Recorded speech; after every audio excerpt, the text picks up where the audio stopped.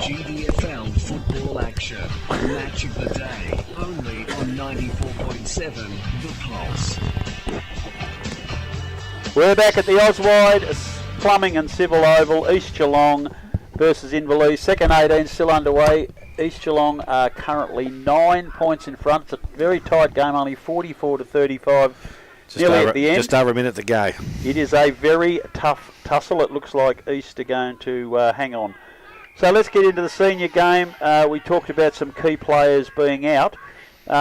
Let's do something just for this conversation, Grubby. I'm going to appoint you coach of East Geelong. Dale, you've got your job back as coach of Inverleigh. Yeah, he can't have that back. They sacked him. So, Grubby, why do you think your team will win? All right. Well, before I do start it, I got here today at, up past 11, 20 to 12.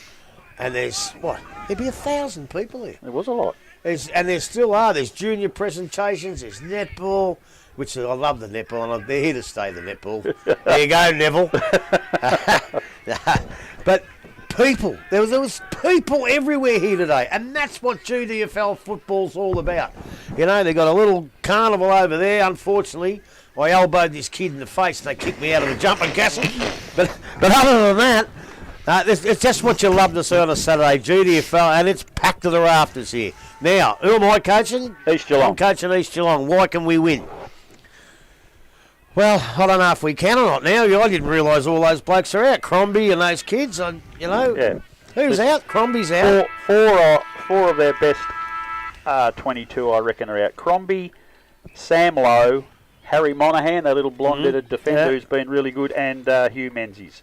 At least those four, I think, would play in the Sam Lowe best team. again? Yeah. So he's still not right. He thought he might have been back for today, but I reckon they'd probably look at today's game and say, save yourself for one more. Well, I spoke to Huey Menzies this morning as I come past. He said, "G'day, what a beautiful kid he is. He's just a ripping kid, and he's going to be a great footballer."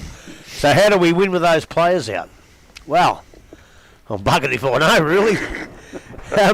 Well, firstly, and it's going to be a big task, but McLennan's got to give the East boys first use of the footy against Wilson, and that's going to be a tough task because I reckon they're pretty close to each other, those two. Yeah, Wilson beat him in the ruck comfortably last time. Pretty much, yeah. So that's what he's got to do, but he's got to take some marks around the ground like Wilson does, and he's got to be proficient around the ground. So that's the first part. Thomas Cord the Mas, we've seen him play some really good games. I think the last time we've seen him, he just didn't quite play as well. So he's got to get back to his best. You don't know what Inverleigh are going to do up forward, whether Donahue goes back into the forward line. But I tell you what they've got to do. They've got to inhibit the delivery to Casey Millian. Because Belpost Hill didn't early last week, and not putting any blame on Casey, but if he didn't kick 2-5 or whatever it is early, they might have been a bit further in front. And the delivery to, because he's a good lead, and the delivery to him. So, and what they didn't do last week, Belpost Hill, is what I'm going to get my side to do here today, is fill the holes. So do you play Rich on him? Yes, I do, but I also fill the holes. I don't let him run into a hole.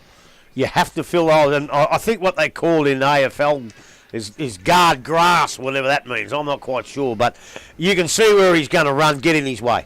You have to stop that. Obviously, you've got to watch Donahue, but don't worry about too much about what Inverleigh are going to do.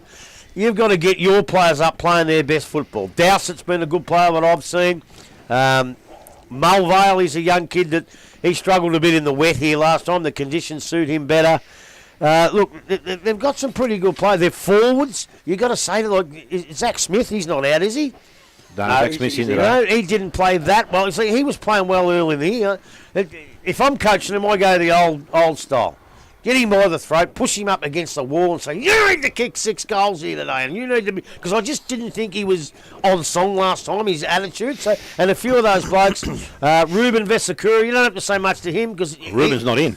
He's not playing either. No, Ruben's not in. So I've got him as well. Okay, well, I'm coaching Inverleigh, and I reckon we'll win easy. Look, they've got some players that are not great players, but they're good, solid, every week players, like Dowsett, Belitho, Helmore, McGrath, he might be a bit better than that. Hall's a good player. I think it's a case of just getting your better players. Don't worry about what the opposition. Don't go to tactics too much. Just get your own good players to play their best footy.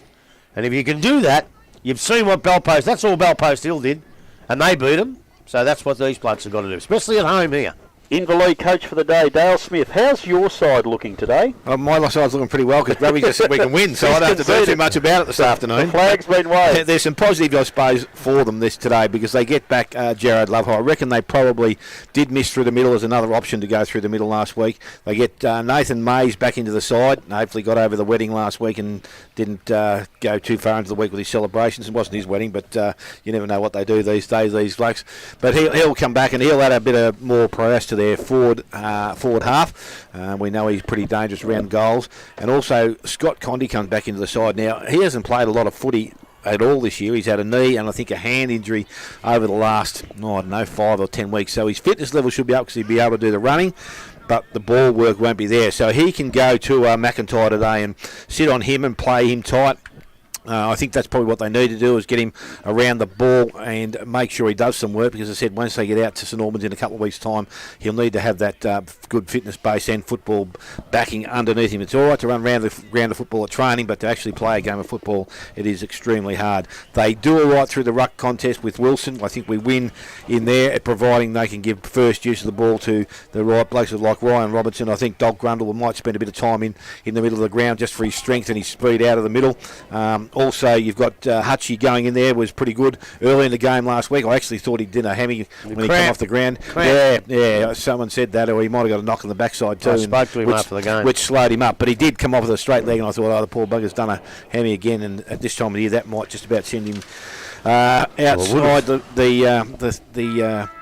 for the finals, and that he might have really struggled to get back. So Inverleigh, to that, having said that, they really haven't got a lot of other players to come back into their side other than Jack Filer. And the other big fella that was done his shoulder early in the year, Mason Dixon, is the only other bloke I could probably think. Yeah, he adds a bit, doesn't he? It might be a bit late for him. Yeah, because he's got to get to the stage now where I think he did some running last week. He was running around doing that. We know Cad McHugh and Walsh won't get back. He would have been operated, I think he said, during the week.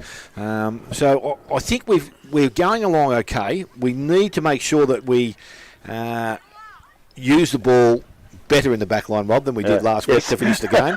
And as I said, we've just got to understand that we are at a level where 1, 2 or 3 we can get away with, and it doesn't matter. I think even Belpost Hill to that extreme, they're going to make a mistake sooner or later. So you've got to be really mindful. The game was there to be won. All they need to do is kick the ball out wide, kick it long, get a contest, knock the ball over the boundary line, get numbers around the contest so it didn't come out quickly, and they probably win the game of football. They hit the post. We hit the post 3 times last week, so goal kicking would obviously be a number one priority. Put that scoreboard pressure on, a bit like last night's game. It was a great game of footy with Collingwood and Melbourne both scoring goals and goals and goals. No one looked like missing, so that's what we need to do. We need to put pressure on East Geelong very early in the game.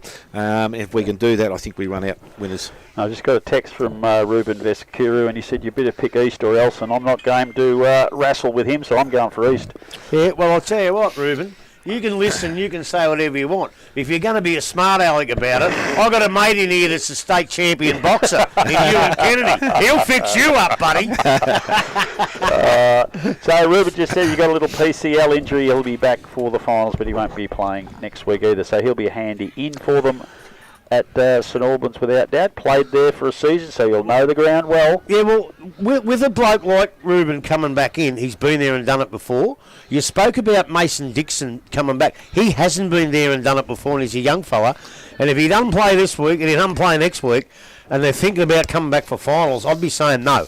Because he hasn't been there and done it, and it's a lot harder for a kid to do it. Vesakuru, I think, could do it, but I don't think young Mason Dixon could. The good thing that both these clubs has is they're going to have both sides playing finals football. Hopefully, East probably finish on top. That will give Mason a chance to go back and play. Run the second. Yeah. So we will get a feel of it, and that's, as I said, if he doesn't play next week, then there's no way known you can bring him straight back into a senior side the week after. So East Geelong hung on to win by 9 points. They remain undefeated, the only undefeated side in the reserve. Best players? Best players? Oh, they all played pretty well. M. O'Leary. Yeah, the O'Leary name's ominous, Eddie, and there's another one of their young players coming up through the ranks. Now, before you go any further, today's umpires for this big clash is Stephen Ritchie. Now, you got the right ones this week? Yes, I had the right ones. I just didn't recognise their faces. Stephen Ritchie's been around a while, Stephen Ritchie. I think he's come from Tassie originally, a very good umpire. We all know Jess Vitichichi. He's a really good umpire, young Jess. And Tom Janke, he's studying at Deakin University to be a chef.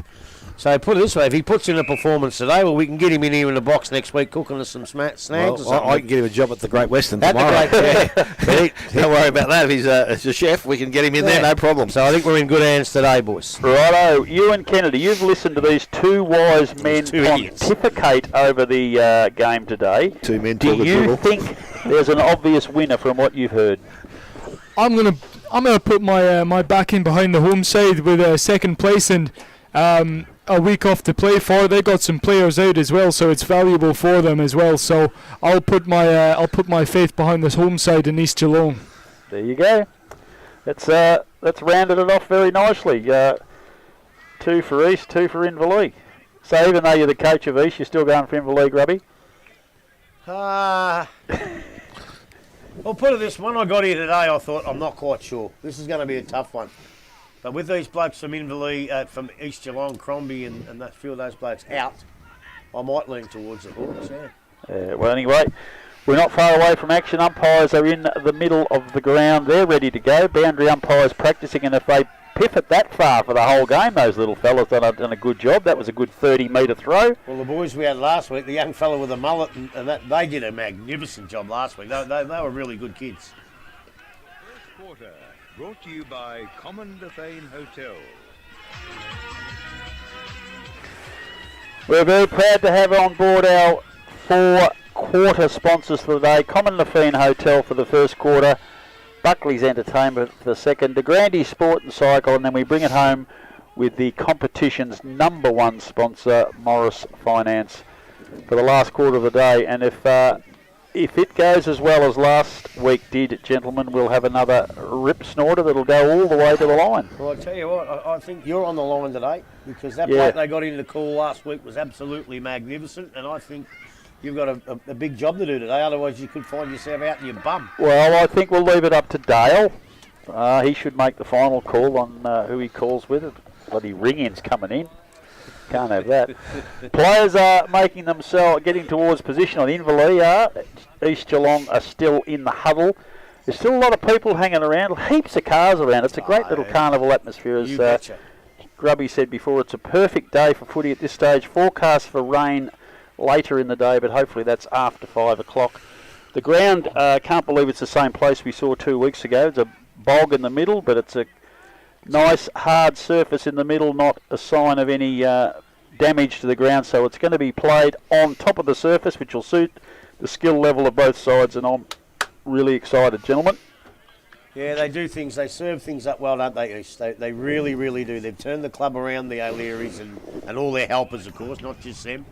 And to come here and see all these people and see just the things they've got going here today, they've really turned the club around. And you got to pat them on the back. They've just been fantastic. Now they've got to do it on the field. They've got the chance to win today, go to top, have a good final series, and you've got to wish them all the best for the way they've held themselves and the way they've turned their club around. So Jaden Fannings is going to start at centre half back. Not sure who they'll pick up. They've got Belitho and Halmore. Austin Mulville will come off that half-back flank as he has been. No, actually he's on the wing. There's, I don't know who that is. It looks very like him with the headband, a short crop of hair over there. So everything as per normal in the East Geelong. Fanning's gone to Casey Meehan, which will be a pretty big and important contest down there, because Meehan in red-hot form last week, obviously, guys. Yeah, I think Rich has gone to Finley O'Keefe. Would that be right? Yep. Gee, they must have a very high opinion of Finley, because he's been playing some pretty good footy too, but he's got to be a bit careful, Finley, because Rich is one of those blokes that attacks off the half-back line. So not only does he have to do his job and kick some goals, he has to be aware of some really good, tough forward pressure on him.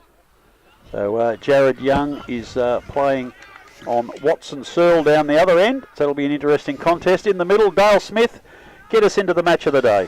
Well, here it is. The siren has sounded, so we are about to have some action. Ball to be thrown up by the umpire in the middle. And Ruckman go at it. This time at McLennan. Maybe got the ball down again. Picked up McIntyre. Quick hands out. Goes to Andrew. Andrew goes out wider. Mulvale. He picks the ball up and goes short into the forward line. Good kick. Or it was a good kick, but standing there is Crawley. Good boy. Good mark. Should know my own players better, shouldn't I, Grub? Yeah. Ball from Crawley is short. That kick wasn't that great, and it's been turned over. Mark has been taken out there by McGrath. Now, this bloke has been playing well for him, and he's a bloke that I reckon once they get to St Albans will be a real bonus for them. So McGrath kicking back into a bit of a breeze. And a kick of probably just on 50 or just outside 50. I reckon by the time he puts boot to ball, he looks like he's confident to get the distance. No one's pulled up short. Inverleigh covering those spaces, Grub, as you're talking about before. So he now loads up, kicks low in towards the goals. Mark is going to take the square by Dean Muir uncontested. So Muir now for Inverleigh will set the pass back in a forward direction for Inverleigh. Goes out wide. Finn O'Keefe has come a long way up the ground, takes the mark. Got Gerard on the outside, doesn't use him just yet. Again, ball went to go, nearly dropped the ball. Now looking for some options, going to go across the ground. Didn't have to run a bit further. He might have been pinged there, but it goes back, and Wilson has taken the mark in the back pocket. So they've taken the ball all the way back again. They go wide looking for Crowley again. That's not got a great kick. They're going to be picked up by Smith. Couldn't get boot to ball. Maybe should have been rewarded with a free kick, but again, same one there. And they're working pretty hard in the forward line. The ball was picked up there by Mitch Hall. Got the Hall brothers today, Grub. Oh, Brothers Hall, they'll be here. Was his mum come over and had a go at you last time? No, she said you did a good job, she told me. Oh, that's what I heard. So we've just got to get the right one. And that was Mitch, number 5. Ruckman go at it again. Tyquin takes the ball from the contest. Handball comes out, goes to Cations. His kick low, but not anywhere in good condition. And Belitho slips in and takes the mark. So East to go back into attack once again. Just feeling the way through this first couple of minutes of the quarter. Goes back towards the pocket. Mark is not taken. Good spoil from behind. Ball goes over the boundary line and will be thrown back in. So we've gone just over 2 minutes. As I said, both sides are yet to score. Skill level a bit wobbly, Grubby, I suppose. Nerves? Nerves and pressure. 1v2. It's always going to be hard in first up. Boundary throw in. Wilson front, double hands it down to Gerard. He kicks the ball straight back over his head. Tyquin's underneath it, can't hold it. Wouldn't have been 15 anyway. O'Keefe gets a very good job out to hand pass to Love. He's tackled. Ball is forced onto his body. Had no chance of getting rid of it legally. So there will be a ball up. On half-back flank, East Geelong in attack. Really looking forward to this game. McLennan's arrived at the scene now with Wilson. Wilson wins again, though, to Tyquin. And passes across to Cations. Cations back to Young. Young back to Cations. Finally kicks. That was terrible. They can't have them keep going. Love from Inverleigh picks up a crumb, slaps the ball forward. East defenders through Jaden Fanning, and he may very well be pinged. No! I don't think he meant that. So He did it, but you can see as soon as he did it, mate, the way it was running in here, that was going to be a free kick. So it's Ryan Gerard for Inverleigh has the ball. Right on centre wing. Nuggety little half-back flanker will drive his team back forward. Normally a lovely kick of the footy. He's kicked that straight into McIntyre. Love's come through to pick up the crumb. He gets around to his left. Kicks forward. Grundle's coming in. Drop the mark there is Circuit. He can't hold the ball. East Geelong now again winning the ball. Kicking into open spaces. Watson, Searle and Young doing battle. Neither can get it. Watson, Searle backs up. Hand passes out. Releases a teammate. It's Corden Amas. He can't get the ball out. It's come to Fanning. Slaps it on his foot pretty quick. Wilson for Inverleigh. Intercepts. Can't control the ball though. Still trying to get hold of it. Better getting it forward. Tyquin's got it now. He comes out of the pack. Left foot's down the line looking for Grundle. Punched away from him. Grundle's still in the contest, but he's attacked head high. It's Ozelands. Yes, Jacob Ozelands has been hit. But Tolton Grundle knew exactly when he did it. Tried to stop, but just couldn't. Just couldn't stop in time. So the ball goes further down the line. It's Belitho now who gets it. Kicks a little bit further down the line. Coming out taking the mark is Brent McGrath. The inform forward for East Geelong is too far out to score. Neat little pass into the pocket looking for Smith. He can't hold the ball. The umpire blows the whistle. It's over the line. Right in front of the practice wickets, and we'll have a throw in here. East in attack. Must be still kids, have no score on the board. must be kids footy. We're all in the first one half of the field. So from the forward pocket, ball will be thrown back in by the umpire once again. Wilson doing the ruck work. Over the top, he gets the ball down front of the contest. McGrath get the handball outside. Oslands picks the ball up, goes back towards goal, goes across the face now. Leading the race is Cation's. Ball will beat him over the boundary line. We're going to have a throw in about 5 around from the behind post. East Geelong, they've done all the attacking. So they'll be happy with the ball at that end of the ground, but you would hope, or they'd be hoping to put a score on the board. Ball thrown back in. Yeah, ball is tapped out. Goes back towards the boundary line. Picking the ball up is Corden Mars, and umpire says, let's throw it back in. We'll start once again. You're going to be good this week, Smitty, because I can have a crack at you this week. Yeah, I know that. I'm too scared to last week. So still in the forward line. Wilson doing the ruck work. McLennan just positioned himself back behind the play. Ball tapped down. Going back to Wilson. Got the handball away. Again, not coming out of the contest. Ooh, I don't know how it came out, but anyway, went to Wilson. He's kicked straight up in the air. Goes back towards centre wing. Mars couldn't take the mark, and it was kicked back into their forward line. And again, Mitchell leads in the race for the ball, but again, the ball over the boundary line. Again, a throw in to take place. Not much action here just yet, scoreboard-wise. And both sides definitely still getting a feel for each other. Thrown back in once again. McGrath doing the ruck work. Wilson up over the top. Ball goes back towards the boundary line. McIntyre picks the ball up, goes back into the forward line. Good hands there from Muir, into the hands there of Young. He goes forward, kicks out the back and picked up there, and they chip the ball across the ground. Goes back to Mulvale. Mulvale, ball goes towards Blythe. He loads up and goes straight towards goal, and he is just offline. So the first score of the afternoon is a single or a minor. And it's Josh Blythe, and it's East Geelong leading, one behind to Inverleigh yet to score. The ball comes out full back. Adam Donohue's right up the ground, takes the mark, kick short, doesn't get to Love, but he's good enough to pick up the crumb to Robertson. He's tackled just as he tried to get a foot to the ball. He can't get it. The ball's come out to Watson Searle.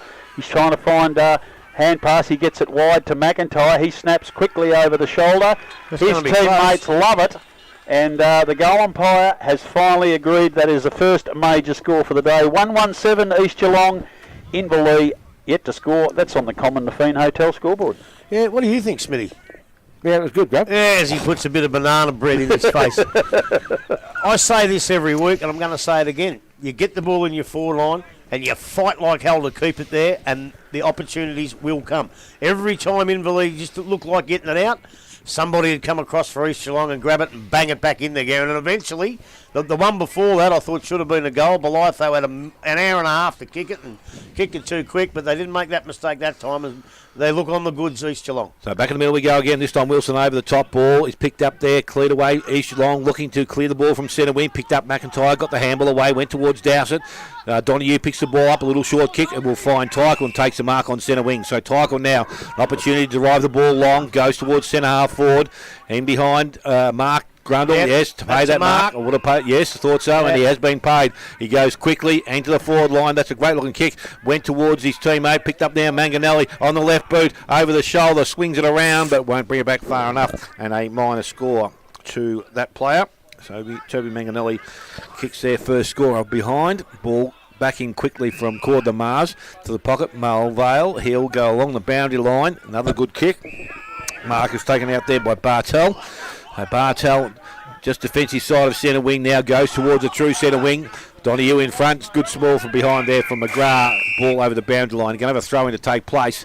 And it's on centre wing. And the good thing about it, my side of the ground, Grub. Yeah, that happened last week. You're going to have a bad day, Rob. Ball thrown in Wilson and McLennan again. It's over the back of both of them. Ryan Gerard picks up the loose ball, quickly kicks it forward. Ryan Rich does a very good job defensively to get a hand on it. He attacks Manganelli hard and a bit too hard and high. And Toby Manganelli will take a free kick for Inverleigh. He's about 60 metres from goal. So been out for a while with injury back the last few weeks and starting to get back to his best. It's a lovely kick into the hot spot over the back of the pack. Hand pass quickly to Brad Circuit, and he has popped through. A very important goal for the Inverleigh side. That is their first for the afternoon. Levels things up on the major scoreboard, but they're still a couple of points behind. Much needed goal on the common defence scoreboard, Grubby. Yeah, well, again, East Geelong did come out, but Inverleigh went straight back in. Smitty, could you pick up the bloke who handballed it to Circuit? Yes, it was it Paddy Burke? Burke? That was a magnificent handball under all sorts of pressure, and he just was able to give Circuit a nice, easy run into goal. And from looking like they were in a bit of trouble early, Inverleigh have struck back pretty quickly.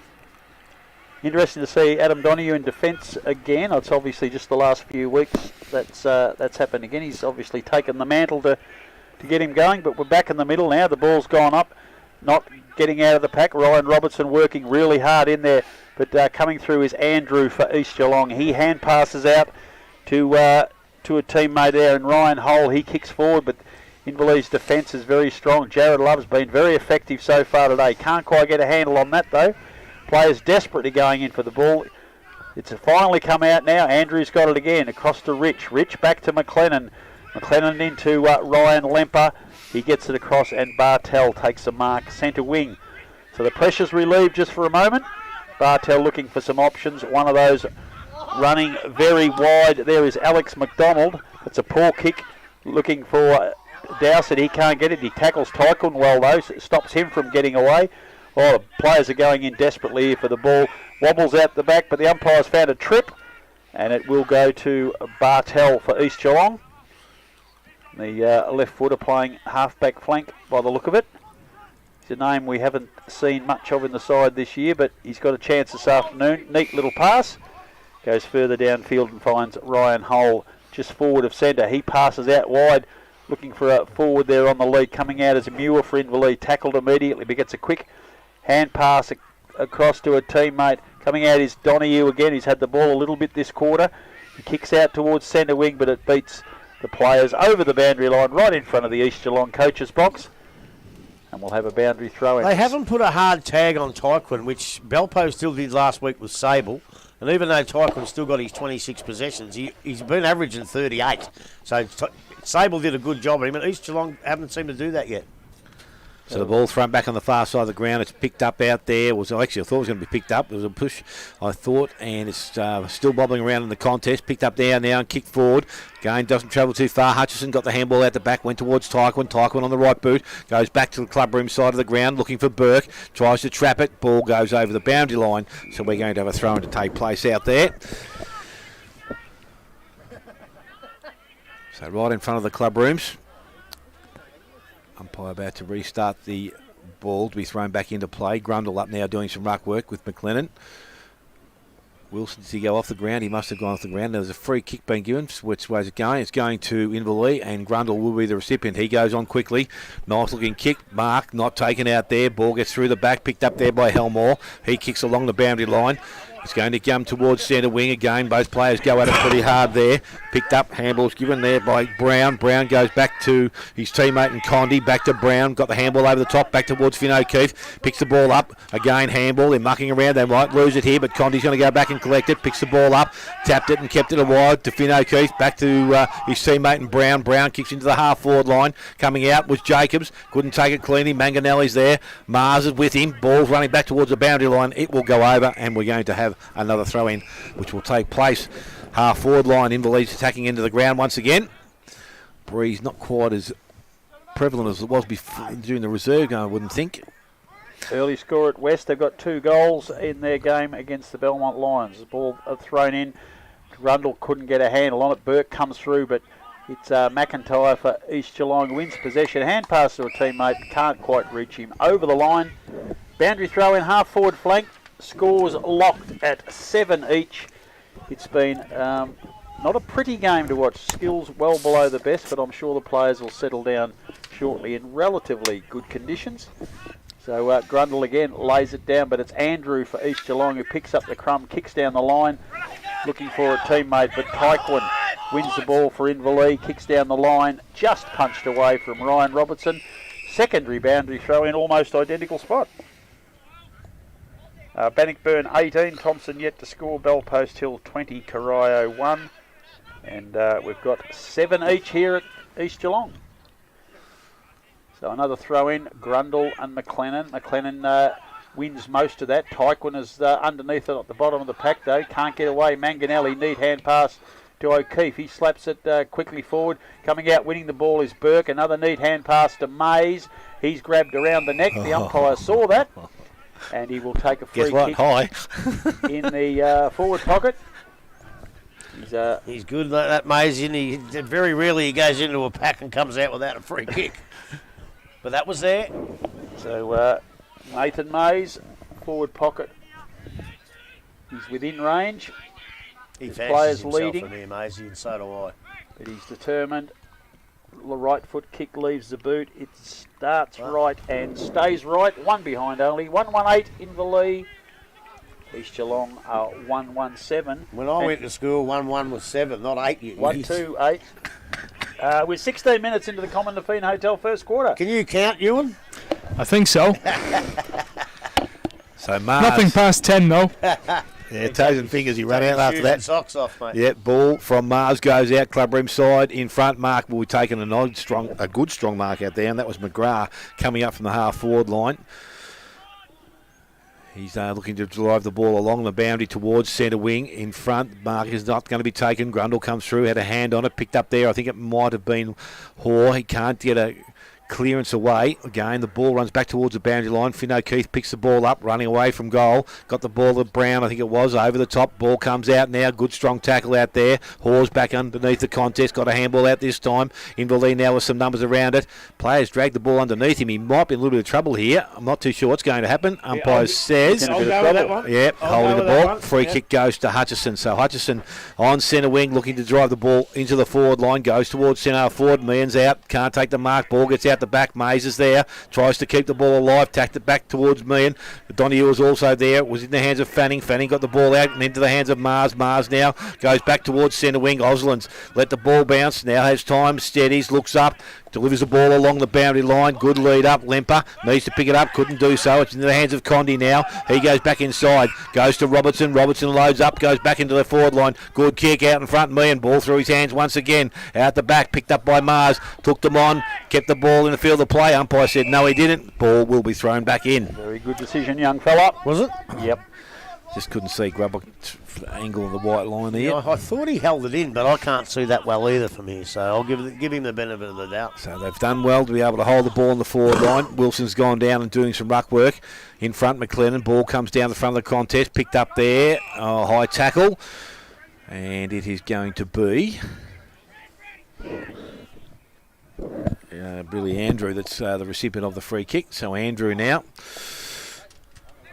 going to come to where we sit, towards centre wing, out in front. McGrath once again, ball from behind. Crowley picks the ball up, goes along, and the chip goes back inside. McIntyre goes towards his teammate again. Watson Searle, the handball comes in the hands there, and they run through Templeton. Templeton goes across the ground, looking towards Tyquin, gets out the back. Burke is there. He's got the handball, goes back towards Templeton, picked it up and put it down, went towards Gerard. He needs to keep it in the field of play. Will he? No, he won't, because Ryan Rich will make sure it goes over the boundary line, and we'll have a throw in on the far side. So boundary throw in right in front of the East Geelong coaches box. It's the clubroom side. We're on the outer side in the broadcast today. It's Wilson in front position with McLennan. Wilson gets it very cleverly down to Robertson. He quickly kicks forward. Can't hold the mark. Is young Manganelli at full stretch.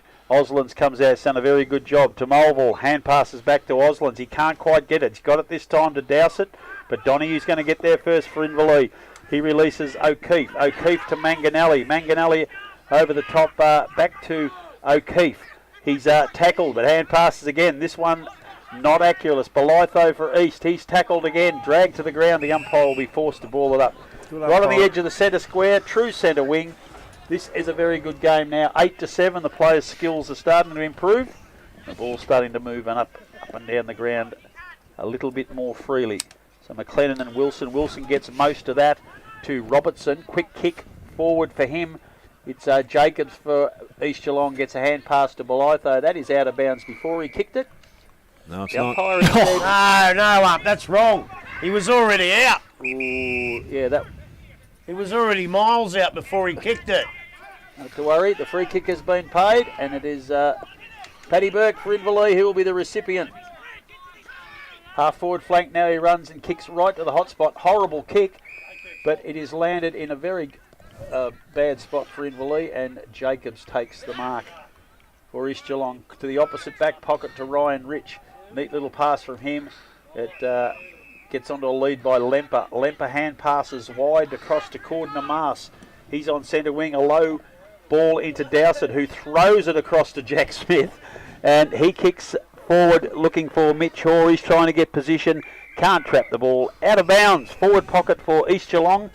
They're in attack. This is the first Common Nafeen Hotel Quarter match of the day on Pulse FM for GDFL football.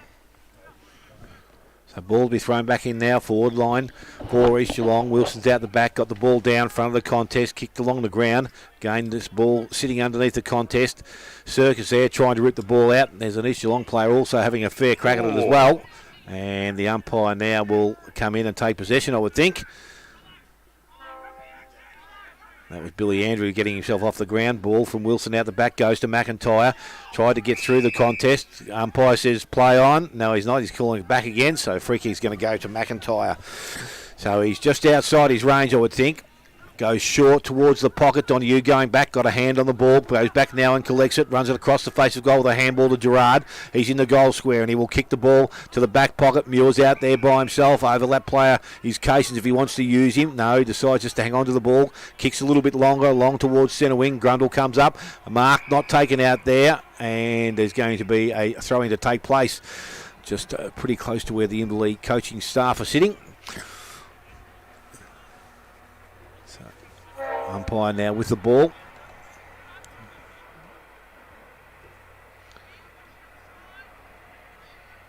So thrown back in. Wilson and McLennan. McLennan front position. Ball comes down. Cleared wide by Cordner Mars. He goes quickly into the forward line. That's a great looking kick. Went past Smith. Crawley's out the back, got the ball, handball goes to Donahue. Donahue, a little kick out wide, that was okay, went towards Byal. Byal needs to go back, collect it, got the handball back. They're working hard in defence there, East Geelong. That was a high tackle, says the umpire, and free kick will go to Crawley, and he will settle things down for Inverleigh deep in their defence. So Crawley now asked to be pushed back towards the boundary line by the umpire. He goes backwards, ball back towards Casons. They're looking to switch the play.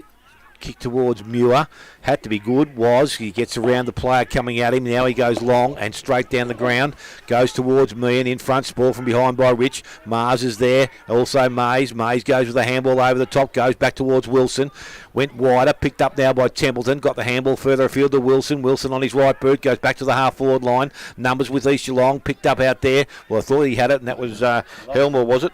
He can't pick it up cleanly, and they win the ball back again, the ball is kicked towards centre wing. Mark not taken over the top of McGrath, runs back towards the boundary line, stays in, picked up by Robinson. He looks back inside, usually a good kick, but he's going to turn it straight back into the hands of Tim McLennan, biggest bloke on the ground. He transfers play inside to Dowsett. Dowsett went back and collected, got the handball away. Mulvale gave the handball outside to Belay though, now from side to centre square. Took him on a little bit, but he got out of the contest. Now he gives the handball to Cordner Mars. A little bit of pressure. Kick goes into the forward line. Wasn't clean. McIntyre swoops on it. Looks towards goal and will finish off. His second of the afternoon and the second for East Geelong. They are 2-1. They lead Inverleigh on 1-2. We have almost gone 24 minutes. Common Nafeen Hotel. First quarter scoreboard. I tell you what, when they come up the ground, didn't they, the Inverleigh defence, and they left all the East Geelong blokes sitting back. They didn't have a man at all. Yeah, they were all off on their own. We spent plenty of time at the start and the end of this quarter down in the home side's attacking half, and that's the second goal for McIntyre tonight. Is he any relation to you? He'd be a Scotsman, wouldn't he? Anything with Mac in it's probably related to me somewhere down the line. So back in the middle now, the two premier ruckmen of the competition this season, Wilson and McLennan. Wilson gets most of that, trying to get it in the path of the circuit, but Cordner Mars comes through, does a good job, picking up and driving it forward for Inverleigh with a very, very good effort there was Alex Brown. He's found a team out. Hand pass across to Grundle. He's tackled just as he kicks the ball. Gets it to O'Keefe. He can't get a handle on it. Ryan Rich does a very good job. To Jacobs. To Fanning. He's dragged down immediately. Umpire says play on. Burke hand pass it inside. Hutchison ducks into a tackle. Gets it back to Burke. The umpire has come in and blown the whistle, and it will be a free kick to Inverleigh. It might be a make-up call, I reckon. Well, I think that's the one they owed him, because you can't take 3 steps, get caught, let the ball go and call play on. That's a hell of a lot of prior opportunity. The first one was holding the ball, and I think that one was the payback. So Blake Hutchison for Inverleigh, the man on the marks at 48 metres. 5 years ago, this goes 10 metres past the goalpost. Oh, yeah, but what about his hammies and all that? Does he put everything into it? So Blake Hutchison, that long left footer, that's looks long enough. It's touched right on the line by Tim McLennan, and one behind only. So that's 2-2-14. No, sorry. 2-1 to 1-3. 2-1 to 1-3. I tell you what, I've already had 6 texts saying, where's that bloke from last week? So ball's back into play. Ryan Bartel, who's been very busy for East Geelong marks, kicks in the middle, but he misses a target. It releases Circuit. He gets it back to Love. Love's on the left foot, gets it back in the direction of Circuit, knocked away from him. East defending desperately. That's a kick back into the middle of the ground. Players running onto it there. It's Belitho across to McLennan. McLennan way across to Oslands on the other side of the ground with a long hand ball. He kicks out to the centre wing. Billy Andrew marks under a great deal of pressure. Hits the accelerator. One bounce into the forward line looking for Cord Namar. It is a brilliant pick-up on the half volley. Dodges an opponent. Lovely little pass into the forward pocket looking for Zach Smith. 3 Inverleigh defenders work him over. And the ball is going to be balled up about 2 metres in from the boundary line. 20 metres around from the goal. East Geelong in attack. And they are just... hanging on very, very well here. 4 points in front. Bit of bad luck, or not bad luck. Circuit had about 3 good options and 1 bad option up here, and he went the bad option. Yeah, I was just going to say, and their options haven't been good going forward. Balls have been knocked out of bounds again from that ball up. So the other thing too, Rob, when you're going into the 4 line with a big long kick, it doesn't matter whether it's Meehan or Grundle. If you kick it high and Rich is standing right behind him, he's going to punch that ball every time, so use a different option. A good old-fashioned defender is Ryan Rich. Ball's been thrown up. Wilson very neatly across to Tyquin. Tyquin inside to Condi. Condi's pass down the line. That is a very good one. And Toby Manganelli takes a mark on centre wing for Inverleigh. Looking for options. He's gone down the line again. It's Grundle who he was looking for. Punched away from him and out of bounds. Slightly Inverleigh side of centre. The wing on the clubroom side of the ground. 13 plays 9, and we're 28 minutes into the Common Nafeen Hotel first quarter, waiting for the boundary umpire. In it comes now. McLennan gets a little bit of that, lays it down in front of him. None of his players are on it. Jared Love, who's been busy, he hand passes back to Grundle, kicks it straight into an East Geelong defender. It looks like Billy Andrew over the boundary line for another throw in, and he's come up limping from that. He must have kicked it into his big news leg or overnight. hip. The Thompson trailer that was stolen has been found in Princess Street, Corio, painted blue. Seriously, they found it. Oh dear. That's a very good knock from Wilson, but he can't quite get clear. Ball's come back for Inverleigh. Grundle gets it. Picks up, hand pass to Wilson. He's tackled immediately. The tackle, he's been ferocious today for both sides. Quickly comes back to McDonald. He slaps it forward for the East Geelong side, but the siren sounds. It's quarter time here at the Oswide Plumbing and Civil Oval. East Geelong, 2 goals, 1-13. Inverleigh, 1 goal, 3-9. Goal kickers, Dale. Yes, we only have 2, and they are, McIntyre has 2 for East Geelong, and Circuit has 1 for Inverleigh. So we're going to take a short break, come back with all the first quarter action here, and we'll look forward to hopefully another good quarter of football. You're listening to 94.7 The Pulse, your home for local football.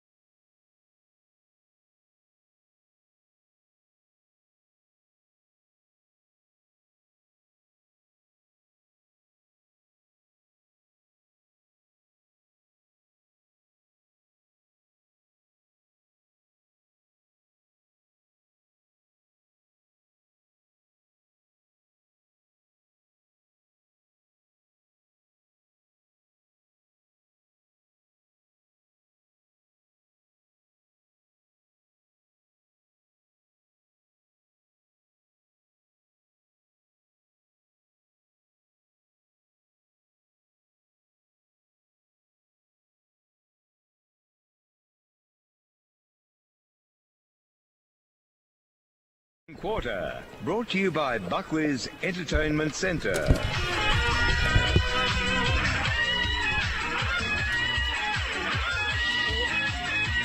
We're here for the East Geelong versus Inverleigh match of the day at the Oswide Plumbing and Civil Oval at East Geelong. Just quickly round the grounds before we get to Grubby and Ewan. Bannockburn 3 straight 18, Thompson yet to score. Belpost Hill 5-8, 38, Corio 2 points. Winchelsea 3-1, 19, but North Geelong out of the blocks 4-2, 26, and Geelong West have kicked 3-2, 20. Belmont 1-3, 9. No score from the Anarchy versus Werribee game. And here it's 13 plays, 8, in a very scrappy first quarter, but still highly entertaining. Grubby, how'd you see it? Well, yeah, I suppose you could describe it as scrappy, but it was because of the pressure. You got the two best sides, or best performed sides in the comp at the moment, and the reason it was scrappy because it was the enormous tackling. The tackling from both sides was absolutely fantastic, and it just made it very, very hard for whoever had the ball to get rid of it cleanly and get a bit of flow going. I thought when Inverleigh did that, they didn't go into the forward line the right way. They kicked it high, as we said in the call, and made it easy for really good defenders to punch the ball away. And the few times it got down the East Geelong forward line, they were able to open up and kick a couple of goals and open the game up. So, look, a couple of good best players before we go over to Ewan. I thought Tyquin. Now, Tyquin's had 7 touches in the first 12 minutes and then not much after that. So I don't know whether they've actually gone and put someone on him. Maybe. Paddy Burke was okay. Jared Love. Brown was all right. Robinson was all right. There was no one really stand out. Probably Wilson was best on the ground and almost in the first half of the quarter, but McLennan fought back in the second half. Billy Andrews leading them a merry dance out there. I think he's been pretty good. Cord the Master's been okay. McGrath's looking dangerous. Little Bartell down the back line. As you said, he hasn't played a lot of footy that we've seen, but he's playing okay. And, of course, Ryan Rich. Ewan, what do you reckon, mate? Well, like you said, it's been quite congested out there, and the pressure from the defenders has forced a lot of mistakes. So what would normally be a cleanly taken ball has become a bit of a dribbler on the surface, and has become quite a contest for the football as well. I think early in the half we spent a lot of time in the home sides attacking third and just putting pressure on Inverleigh. And then early on, when Inverleigh got down the other side of the field, they usually came away with points, but that sort of evened out towards the end of the contest. Yeah, that's what I have up from the first quarter. We're back in the middle now, second quarter to start. We are the Buckley's Entertainment second quarter. Dale Smith, get us underway. Yes, they're waiting now just from the umpire, and obviously a few people still leaving the field. Players still setting themselves up. I think the side that starts making some good decisions with the ball going forward is going to win the game of footy, but that might be hard with the pressure that's been applied, as we've said. Around the grounds, Lions kicked a goal late in the first quarter, so it's 2-3-15. The Giants 3-2-20. Geelong West playing well apparently, but wasting opportunities in front of goal. Like you said, Smithy, and I tell you what here, if one side can actually break clear of the tackling, then that'll be the side that wins the game. So it looks like the umpires are now happy that everyone is cleared. Ball is raised in the air, so play about to start here in the second quarter. As we said, both sides putting a fair bit of pressure on. This time it's Wilson up over the top. It's going to be brought out of the contest. Handball comes outside. Handball goes towards Mulvale. Mulvale on the left boot goes into the half-forward line. Kick wasn't great. Goes over the back. Watson Searle, not Jackson Searle, but Watson Searle. He gets the ball to McGrath. Got into the traffic nicely there. Went looking for Smith, and his opponent fell over. Had the perfect opportunity to take the mark, but put it down. Picked up by Cations. Went out wide towards Tyquin. Runs towards the boundary line. Steps back. Got the handball away inside the Templeton. Back to Cations. Missed him. Lemper takes the ball. Runs through the tackle. Got the handball out the back to Andrew. He slips over. So again, might be a little bit slippery than we think out there. Lemper tries to force his way through. Got the handball away. They're doing some hard work. Mitch Hall comes out of the contest. Goes back to McIntyre. He loads up. Goes back into the forward line. Again, Smith can't take the mark. Andrew crumbs the ball. His kick comes off the boot. May have gone out of bounds on the fall. Yes, says the umpire. And it is going to be a free kick to, I think it's got to go to East Geelong. Well, it's going to go to Inverleigh. It's got to come off. It has to, because it's got to go. It's come off Inverleigh's boot. He kicked it into their boot. Yeah, well, the umpire now is going over to the boundary umpire. He's already paid the free kick Inverleigh's way. He's gone and spoken to the boundary umpire, and I think it's going to stay Inverleigh's way. Yep. And the East Geelong boys are not very happy. I understand that. You're going back again to the boundary umpire. Let's make a decision. Let's just ball it up. We're not too sure. No, now it's going to come back and it's going to go to Watson Searle. To Watson Searle. He's going to take the free kick. Well, that's what I saw anyway. I definitely come off in blue boot. I've got no doubt you're right. I just don't understand why he had to go back 3 times and ask the boundary umpire. But he's got it right. Who cares? So Watson Searle runs round, screws it back. He brought it back too far and through for a minor score. So they now move to 2-2 East Geelong. Inverleigh on 1-3. Same scoring shots, but obviously a little bit more accurate in front of goal. Donohue's going to do some kicking in duties now from the fullback position. So Donohue now will go club room side of the ground. Goes out long. East Geelong are the only one with numbers in the air, but Rich can't take the mark. Ball comes out of the contest. Now there's a free kick being given. It's going towards Wilson. And umpire says you've got to take it back behind the mark. And now he's given the all clear. May have been a 50-metre penalty, but Wilson did put his hand out, really try and grab the ball. But he goes now towards centre wing. Grundle comes up. He's up. Good pair of hands. That's a great mark on centre wing. Gets to his feet quickly. Now plays on. Runs. Carries. Kicks the ball into their half-forward line. In front. Mark not taken there by Meehan. Ball gets out the back. Cord the Mars. Try to get through the contest. He's in a fair bit of trouble. He's been caught. And free kick will go Inverleigh's way once again. A tackler out there. Paddy Burke, I think it is, gives the handball off to Robertson. Robertson handballs over the top. A little bit of pressure goes towards the boundary line. Manganelli, little one over the top again. Into the hands of Templeton, goes to the forward line. Mark juggles. Burke can't complete the mark. Picked up there. Caught the mask. Got the handball away to Lemper. Lemper goes outside. Misses his target. Goes back towards centre wing. Inverleigh with some numbers. They come up. Pick the ball up. I think that might have been Young. Got the handball away. Lemper put under a bit of pressure. He sees the ball over the boundary line. Umpire says he was incorrect disposal. And it's going to be free kick going back towards Inverleigh. So they bring the ball back inside. Into the hands of Tyquin. Over the top goes to Cations. Back to Tyquin. Has a short option but goes a bit longer. Looking for Gerard. Ball is spoiled from behind. Picked up, caught the Mars, each tackle. Ball comes out in that tackle. Again, they work the ball back towards the middle of the ground. East Geelong, that is. Again, free kick has been given, and it's going to go Inverleigh's way. Advantage? No, it hasn't been paid. I think he's called it back. Why don't you pay advantage? I'm not too sure, Grub, but the umpire hadn't called it, so I suppose you can't do it until he actually declares it. It's Byell that will be the recipient. Lockie Byell in the middle of the ground. He kicks the ball into their forward line. Kick wasn't great. It's going to go straight into the hands of McIntyre, who takes the mark. His short kick back into the middle is okay. Mark is taken out there. McGrath, again, he delivers the ball across the ground. Went looking towards his teammate Lemper. Donohue was there, picked the ball, left the ball behind actually. Lemper gets the handball over the top to Watson Searle. He gives the handball outside back to Dowsett. Missed Dowsett. Ball running back towards the boundary line. He keeps it in the field of play. Handballs goes further afield. Mulvale's there, goes back to Dowsett.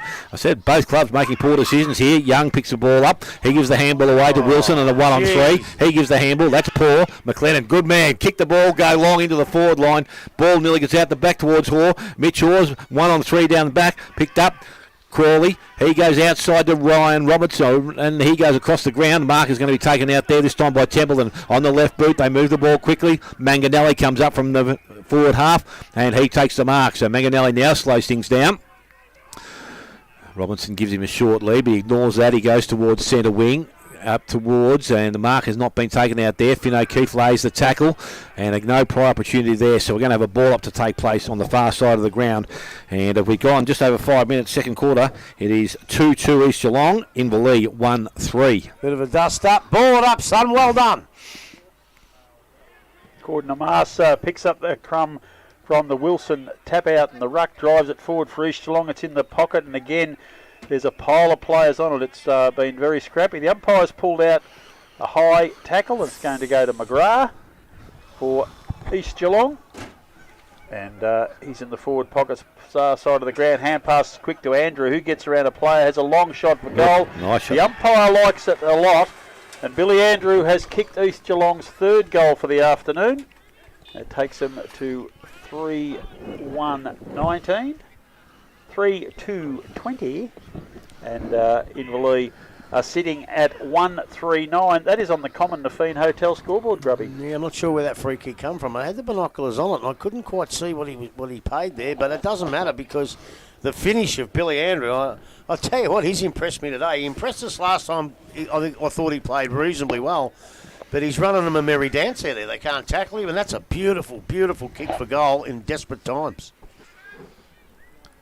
So we are back in the middle once again. McLennan's going to do the ruck work, and with Wilson over the top, gets the ball running, goes out. Hold, can't pick the ball up, into the hands there of Burke. Burke gives it to Wilson, and Wilson puts the ball back into the forward line. This time, Meehan in front, can't take the mark, picked up at ground level by Mays, goes back towards goal, and he is just offline and through for a minor score. So 1-4 now to Inverleigh. And Mars is going to be kicking in from the full back position. Them golden locks shining in the sun. Goes to the back pocket. Mark taken out there, Belitho. So Inverleigh have covered off the middle of the ground, but they've got an outlet this side. Goes to Mars again. He goes across the face of goal. Short. Mark is taken out there. Probably McDonald, I'm too sure. He goes back into the middle of the ground. That's dangerous. A bit like Inverleigh's kick last week. Into the hands there, and it's picked up there. Mays goes back to the goal square. Again, it's cleaned up out there by McDonald. Once again, he goes out wide. This time the kick is a little bit better. Into the hands of McGrath. He goes up the middle of the ground. Sorry, it wasn't. It was McIntyre. And he finds Dowsett. So Dowsett on hands and knees. Gets to his feet now and looks for some options. He's got a short option further down the ground, and he used him now. Belitho was pushed up from behind the contest. And he will take the mark and settle things down. Another short option. Presents again. This time it's Hoare. This is Will. And he's got the mark right on centre wing. Decides to go now and go long. Well, the kick went as high as it went long, but it's going to favour the East Geelong forwards because McGrath read that nicely off the boot, comes to the ball and takes the mark. So he now looks to go long, back into their forward line, going back. Young got a hand on the ball, tapped it over the top, went back towards the square, but going into the air was caught the Mars. He kicks the ball off the ground, and they have their fourth. East Geelong are 4-2. Inverleigh on 1-4. We have gone almost 9 minutes. Buckley's Entertainment Centre. Second quarter scoreboard. I've said it a few times, and none of you blokes listen to me, but Jake Crawley's got to stay on his man. He can't give him 10 metres. He stay with him. McGrath's had 9 touches for a forward, and Crawley's not manning him. He ran there with him and stopped, and McGrath marked it on his own. And great footy after that. But some of these blokes have got to be accountable. Casey Meehan's got to start holding some marks. Dalton Grundle's got to. Donohue's not playing well. Get him up the forward line because some of these blokes aren't playing their best footy. Definitely not. Wilson gets most of that. McLennan picks up the crumb, gets it across to his teammate there, and Hall kicks down further forward. McGrath again comes through, but Crawley this time hand passes blindly. Dowsett picks it up for East Geelong, gets around on his right foot, pops it back into a very dangerous shot, punched away by Gordon Namas. He's been taken high by Jared Love, and he'll take a free kick. Jared Love standing at 49 metres, I reckon. And Gordon Namas, if there's a little bit of a breeze, he's got it at his back, and he may fancy himself from this far out and to kick another goal, his second in succession. So it's Tom Cordner-Mars, who will coach this club next year. It's a long drop punt. Beautiful. It's pretty straight. His teammates love it, and that is his second goal within a minute and a half. 5 goals, 2 now East Geelong. Inverleigh labouring at 1 goal 4, and we've gone 10 minutes into the Buckley's Entertainment second quarter. Painful, Grubby. It is, and look, I know I'm harping, but I'm only going to get one more chance to say this. When the ball went down the ground, Donohue finished up on McGrath, and he didn't want to be. And Crowley's run around 30 metres away, and he's screaming at him to come back. Luckily, he went down there and joined him, and he was back on him again. You've got to take your own man. You've got to take responsibility. Donohue had to pick him up over here, and that means he left his man, who was probably caught in the mass. So back in the middle we go. This time McLennan gets the ball down. He has a second go at it, and again they move the ball from the centre of the ground. They've done that nicely. Kick goes out wide. Went to looking for Watson Searle. Caught the Mars. That was nice hands to Watson Searle. He goes from the boundary line. Don't tell me. From there. No. He hasn't. It wasn't too far away, I reckon. It's there's a second behind to that player. 5-3 now. East Geelong. Inverleigh on 1-4. I'll tell you what. You got one team that's playing very well, and you got one team that's playing ordinary, and that's my team. Well, yeah, Your coach well today, I Rob. give my team a pretty good pep talk, I must admit, at quarter time. You've done pretty well. So Donahue trying to do the kicking in duties from the full-back position. And there may be a cause that Jack Follett may need to get back into this defence, I reckon. So ball comes out long. Tyquin's there in the contest. Ball comes to the front, picked up there. McIntyre gets the handball out to McLennan. They've got numbers everywhere here into the hands of Bartel. He puts the ball back into the forward line. Mark taken. No, comes to the ground. Numbers there, picked up there. Condi comes out of the contest. Handball's over the top. Went towards Muir. Put him under pressure, but he's able to get the handball further afield. Outside to Wenzamp with Donahue. His little kick round the corner goes to Grundle. Grundle goes back to Donahue on the left boot. Didn't get much distance there. They're going to win possession back. No, they're not, because Love's there. Gives the handball away. Short chip across the ground into the hands of Brown. So Brown at centre half back for Inverleigh. Now needs to settle things down. Goes back to the club room side. Player out by himself is Templeton. Ball runs towards the boundary line. Templeton keeps it in the field of play. Handballs back inside. Goes to Grundle. Got the handball further afield to Robertson. Boot the ball very quickly. Back towards centre wing. Going across. Bartel couldn't pick the ball up cleanly. Free kick's been given.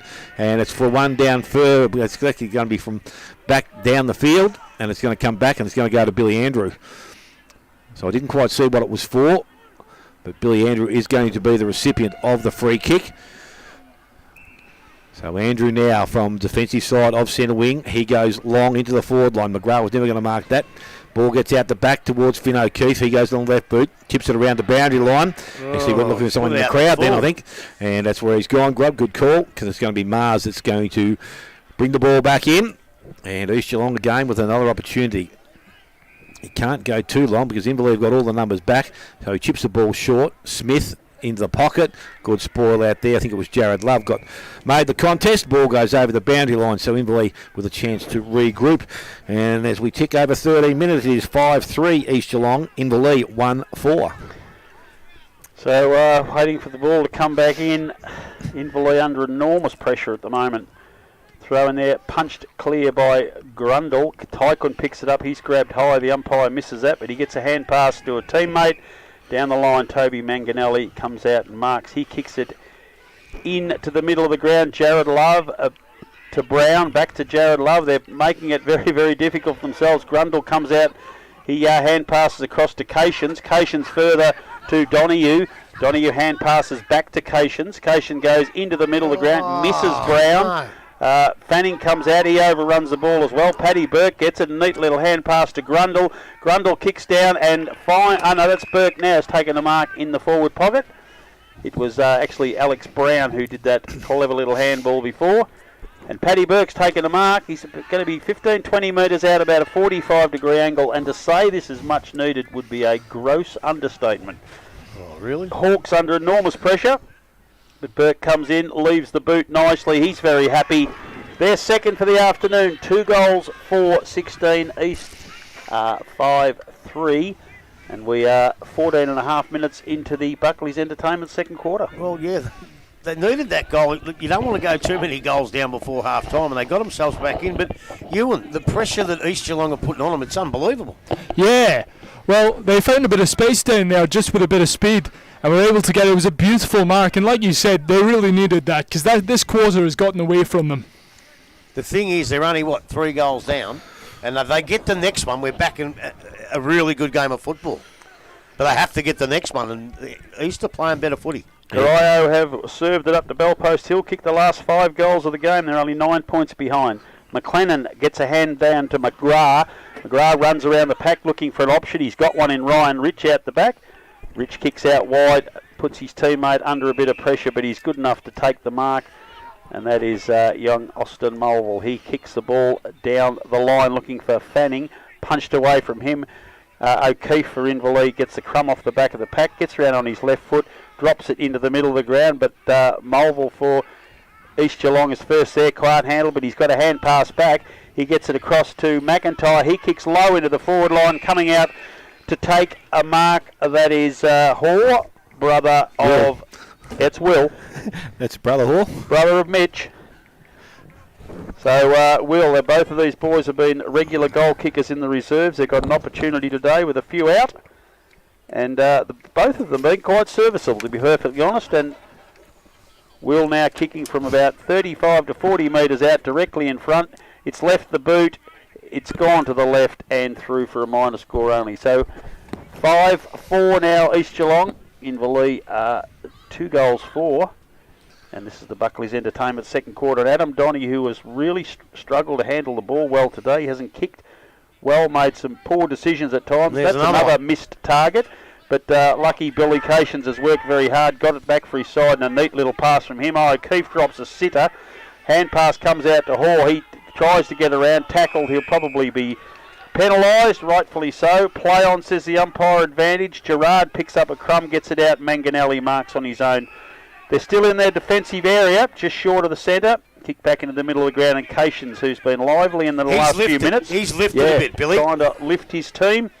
He kicks into the middle of the ground, and coming out to take a mark is Circuit, who has not done very much, nor Jared Young, and those three, along with Donnie, are the ones who really need to lift for Inverleigh. That is a terrible kick by Love. He's kicked it into the man on the mark, McGrath, who's immediately played on, got it down forward. Zach Smith has taken a mark. He will play on, kick across his body, and kick his team's 6th goal for the afternoon. 6-4 they are now. Inverleigh at 2 goals for. And this game is really being dominated by East Geelong. 17.5 minutes into the Buckley's Entertainment second quarter. Well, I asked Ewan after the last goal about the pressure that East Geelong are putting on them. But I tell you what, Inverleigh are putting pressure on themselves and their own teammates by their wrong decisions. They're kicking to blokes who have got blokes right on them. And as much as East Geelong are putting pressure on them, they're putting pressure on themselves, Ewan. That was a kick to him out on the mark. Yeah. Yeah, it was a pretty ordinary turnover, and Inverleigh, there was no one back there to defend the mistake either. No, They really are struggling out there at the moment. So back in the middle we go once again. This time Wilson gets the tap away again. Quickly, the ball goes towards their half-forward line. Richards back there, got the handball over the top, goes towards Mars. Mars now looks outside. Option out there is going to be Bartel. Ball didn't bounce favourably for either of them. Lemper's there. He picks the ball up, looks for his options, goes out the back. McIntyre steps around one, tried to force his way through two, and then put the ball down. Had to be a free kick. Well, Umpire, did he see it? Yes, he did. Yeah. Thank God for that, because Mays is going to be the recipient now. And he plays on, and he goes quickly into their forward line. Tyquin's in front. Ball from behind. Picked up Circuit. Goes out by hand to Manganelli. Manganelli on the left boot goes round the body. Puts it back inside, but Jacobs is there. Takes the mark, stands tall, and settles things down for East Geelong. So East Geelong now an option sideways. Gordon Mars is in the back pocket by himself. Has McLennan long along the boundary line. He wants to use him. That's the direction he goes in now. And that he takes a mark quite easily out in front of his opponent there in Luke Wilson. Now he's looking for some options. There's not too many forward of the ball. McGrath now presents for him, but decides to kick a bit longer. Watson Searle is going to be the target. He's up in front. Didn't take the mark. Now he's been awarded a free kick. Umpire says it was over the shoulder. Maybe just dragged him a bit. Yeah, he did have a hold of him. He had to burn from behind and being the smaller man, and he didn't get away with it. So Watson Searle, his short kick goes back inside to Billy Andrew. Gee, I like this kid. Yeah, he's a good mover, isn't he? And he's a good user of the ball. That's a long kick into their forward line. Donnie, who stands in the hole, is going to hit him straight in the chest. He goes sideways and has Finn O'Keefe out there. Coming past is Muir if he wants to use him. He's waiting for him. Now he uses him. Goes over the top by hand. Muir now on the right boot. Goes back towards centre wing. Love, best position. Good spoil there from Gordon Mars. Love took the second grab and was awarded the mark by the umpire. That's 50. So now he's got to his feet, looking for his options further afield. Got the handball, went towards Finn O'Keefe, went back to Love once again, and he goes in forward. Kick wasn't great. Jacobs is there in front. Tries to keep the ball alive and tap it back inside, but the ball has gone over. We're going to have a throw in at 20 minutes of this second quarter. It is East Geelong 6-4. They lead Inverleigh 2-4. I was going to ask Grubby an in-depth question, but he's bolted. So we'll... he's had enough. He's leaving. So we've got a boundary throw in. It's around from Inverleigh's goal. Wilson has got front position. He's been pushed out or nudged out. The umpire saw that, and Wilson will take the free kick. He's about 55 metres out for goal. Inverleigh desperately need this one. We're closing in on half-time. 21 minutes into the second quarter. Long, low drop punt into Casey Meehan. Punched away from him again. He's hardly touched the ball today. That is a high tackle, and that will be a free kick. And if you don't stop that young fella, you'll get it reversed. And we've got another spiteful little moment here. The umpire's already given 50 metres. Maybe reversed. And we'll potentially have it reversed the way it's going. No, it is. It has been. Has been? Yep. Just ridiculous. There was no need for that. There was nothing untoward there at all. But there's frustrations and 50 now for Lip. so you've gone from a shot for goal when you're 3 down to now giving away a free kick and 50-metre penalty. They got to have a serious look at themselves in the rooms at half-time. The premiership favourites, and at this stage they still are until something different happens. McIntyre gets a pass from from Mars, kicks it down the line, coming out, taking the mark there is the handball there is McGrath. He gets it back after a ricochet, comes back to him again, tries to get clear. Zach Smith gives a hand pass to Hall, gets it back himself, slaps it onto his boot into the forward pocket, but it's gone over the line and out of bounds. We'll have a throw in about 10 metres round from East's goal. They are currently leading 39-16, and we're 22 minutes into the Buckley's Entertainment second quarter. So the ball's thrown back in. Wilson does the ruck work. Ball comes towards Robertson. Handball comes out there from Hall. That was Will. Gets it out towards Dowsett. He couldn't take clean possession. Templeton picks the ball up. Little banana around the boundary. He's going to stay in the field of play and will be marked by Finn O'Keefe. So O'Keefe now for Inverleigh, still in the defensive half. He's looking to transfer play along the boundary line. He's got a shorter option again. Goes back towards Templeton. Comes up and takes the mark once again. This is where they've been okay, but again, that's their third kick towards to Crowley. Crowley goes across the ground into the hands. Crowley. He knows what I'm talking about. He won't worry about it when he gets his name called how many times. Ball's in the hands of Love. He goes quickly, goes looking towards Paddy Burke. Burke's in front. Ball from behind by Jacobs. Got the handball away to Gerard. Wants to get back on his left. Had the handball back inside the maze. He hit the ground. Ball comes out of the contest. Picked up Jacobs. Got the handball away. McLennan got back. Some assistance now into the hands of Fanning, and he goes across the ground. Nice kick. Had to be. Manganelli actually got a hand in there. It's got the ball to ground. Handball goes over the top, back towards Brown. He looks up, goes back towards the pocket, in front. Mark not taken. Jacobs out the back. He's tackled. Oh, he got rid of that. That was incorrect disposal from where I was sitting. Umpire saw it the same way. Free kick is going to go Inverleigh's way.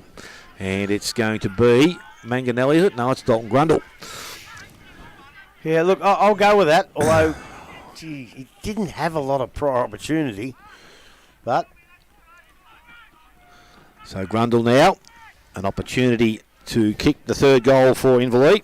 And as I said before, they need one very quickly, and probably another one just before the half-time siren. Grundle comes in, kicks the goal. Umpire does not move. Straight over the top of his head. He has his first of the afternoon. Inverleigh now with their third. They're 3-4. They trail East Geelong on 6-4. And we have travelled just on 24 minutes. Buckley's Entertainment second quarter scoreboard. well, I suppose to play so poorly and be only 3 goals down, it's probably a bit of, I don't know, it's not luck, but it's, you can go in at half-time and say, look, we're only 3 goals down and we've played far from their best football. And East Geelong have played pretty well.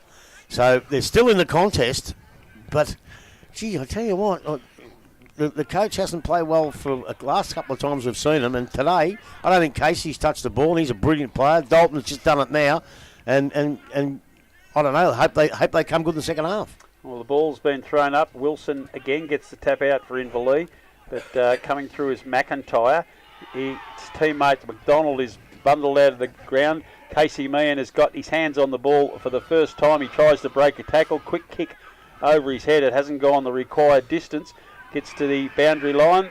The umpire is screaming. There's going to be a free kick, and it'll be going to Nathan Mays for the Inverleigh side. He was taken high as he went for the ball there. So Mays in the forward pocket. A great goal kicker. That is a beautiful drop punt off the boot, but it's just punched through by McLennan on the line. While getting that ball back, Inverleigh have been more of a kicking side, but today they've just handballed until they've got themselves into trouble on lost possession. I think that's the pressure. They realise they can't get a kick away, and they've gone for the quick handball, and the pressure's made it not go to where they want to go. I must send a cheer out to Spider Brady. He filled in last week. He's doing babysitting duties. He's got his little grandchild watching the races, teaching her how to bet by the looks of it. Crikeys. So it's Mars for East Geelong. It's a beautiful kick down the line, punched away from McGrath over the back of the pack. Coming through very strongly there was Ozolins. He couldn't get clear. Dowsett kicks it off the ground a little bit further forward for his team. It comes back in the hands of McGrath. He can't get away from the pack. Surely the umpire will have to ball that up. It ain't going anywhere. It's true centre wing, far side of the ground, or club room side. We are commentating from the far side of the ground. Inverleigh trail 23-39, and we're 26 minutes into the second quarter. Wilson again, but it's interrupted by McIntyre, who's had a pretty handy game, but his kick has been marked by Condi for Inverleigh, just inside the defensive corner of the centre square. His kicks across the ground. That's a good kick. Looking for and finding his teammate there in Bael. He runs around Hoare and kicks back into the middle of the ground. That's a horrible looking drop pump, but he's looking for Meehan, and he takes a mark at last that the umpire hasn't paid it. He looks very disgruntled. Yeah, but indeed. follow the football, son. Comes back to McIntyre. Neat little pass for him. Finds Zach Smith a long way out for goal. He's renowned for his clever goal kicking. He's got one today, but he's on the centre wing at the moment. Kicks back into centre half forward. Terrible That's a horrible kick. And Muir comes out to marks on his chest for Inverleigh comfortably. Tyquin's on his own on centre wing, and he takes a mark under little pressure. He's gone out of the game since a whirlwind start. 7 possessions in the first few minutes, Grubby said. Comes to Brown. Brown kicks forward, punched away from Grundle. Picking up the crumb is O'Keefe. He gets around one, tries to get around another. That's a reverse torpedo, but it's landed in the goal square. And Helmore will take a relieving mark for East Geelong. Kicks down the line looking for McIntyre and finds him in the back pocket. McIntyre has teammate there in Hull a bit further down. Half-time siren blows. We see 39 for East Geelong, 23 for Inverleigh, and that quarter went for 27, nearly 28 minutes. Goal kick. Hang on, before he gives the goal kicks, can I butt in? Yeah. Did you see that, Smithy? The bloke comes through, Paddy Burke comes through on his left boot, the forwards lead. He goes back on his right boot, and he kicks it down the throat of the East Geelong player because they've led that way, and they've misinterpreted the lead. Yeah.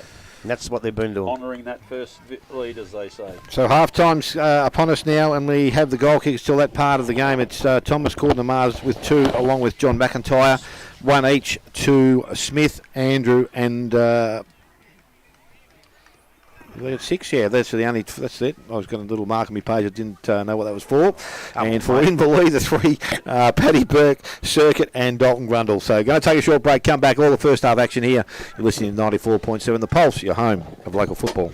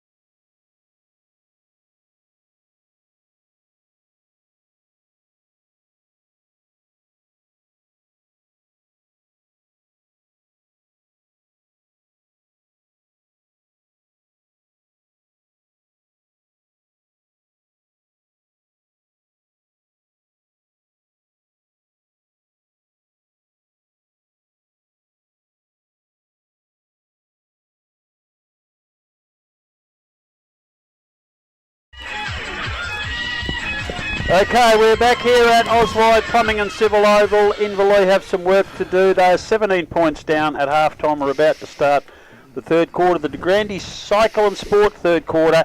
And no positional changes, Grubby, by the look of it. Inverleigh going as they were. Yeah, it looks pretty much the same, yeah. So Dale Smith has just put a little wad in his back pocket with a fast one at Flemington, and he will kick off the third quarter with a big grin on his face. Not a big grin, Rob, but we've got a grin. We've had a winner. We don't back him too often. Always nice. That's about the first one you've backed since you've been in the commentary box, isn't it? Pretty close, actually. Really looking forward to this. Inverleigh desperately need a lift. We couldn't play any worse, Rob, could they? Come on, coach, get them going. Righto, back in the third quarter. Umpire has now thrown the ball in the air. McLennan, and they both got a bit of hands on that. Picked up there, quickly out of the middle. Goes into the forward line. Tyken got the ball in, went looking for Meehan. He got boot the ball and only just goes towards Manganelli. Clean hands, picked up, got through the contest. Handball wasn't good. Pressure again applied by East Geelong. Picked up there by Dolt Grundle. Got the handball back towards Meehan. He's having a bad day, Casey Meehan. Can't pick the ball up. I tell you what, that might change things around. That's not too That has gone straight through the middle. He's the perfect mould style very quickly, and he has got his first of the afternoon, and that's taken 34 seconds, and that's what they needed. 4-5 Inverleigh, East Geelong on 6-4. De Grande Cycle and Sports third quarter scoreboard. Well, first Casey Meehan ran up the ball at 100 mile an hour. Get out of them pies, you idiot. He ran at him at 100 mile an hour. No holding back, and he was so strong they couldn't hold him in the tackle. All the other boys down there, Grundle, they just ran it hard at the ball, which they weren't doing in the first half. So I dare say Donohue's got right stuck into him and said, I don't care about whether you win or lose, but have a better go.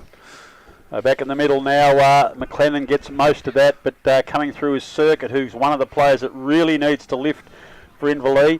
Cordenamast taps the ball out into the direction of Mulville. Mulville's looking for him again, but it's Billy Andrew, who's been one of the stars of the game, picks the ball up for East, drives down the line. Coming out is Jared Young, another player who needs to lift as well, but it beats both he and Watson Searle across the boundary line will have a throw in. Just East Geelong side of the centre. Yeah, well, they'll want a quick reply to keep the balance of this game. Wilson over the top, a long slap of the ball down towards Manganelli. He can't get away. Circuit's trying to get hold of the ball.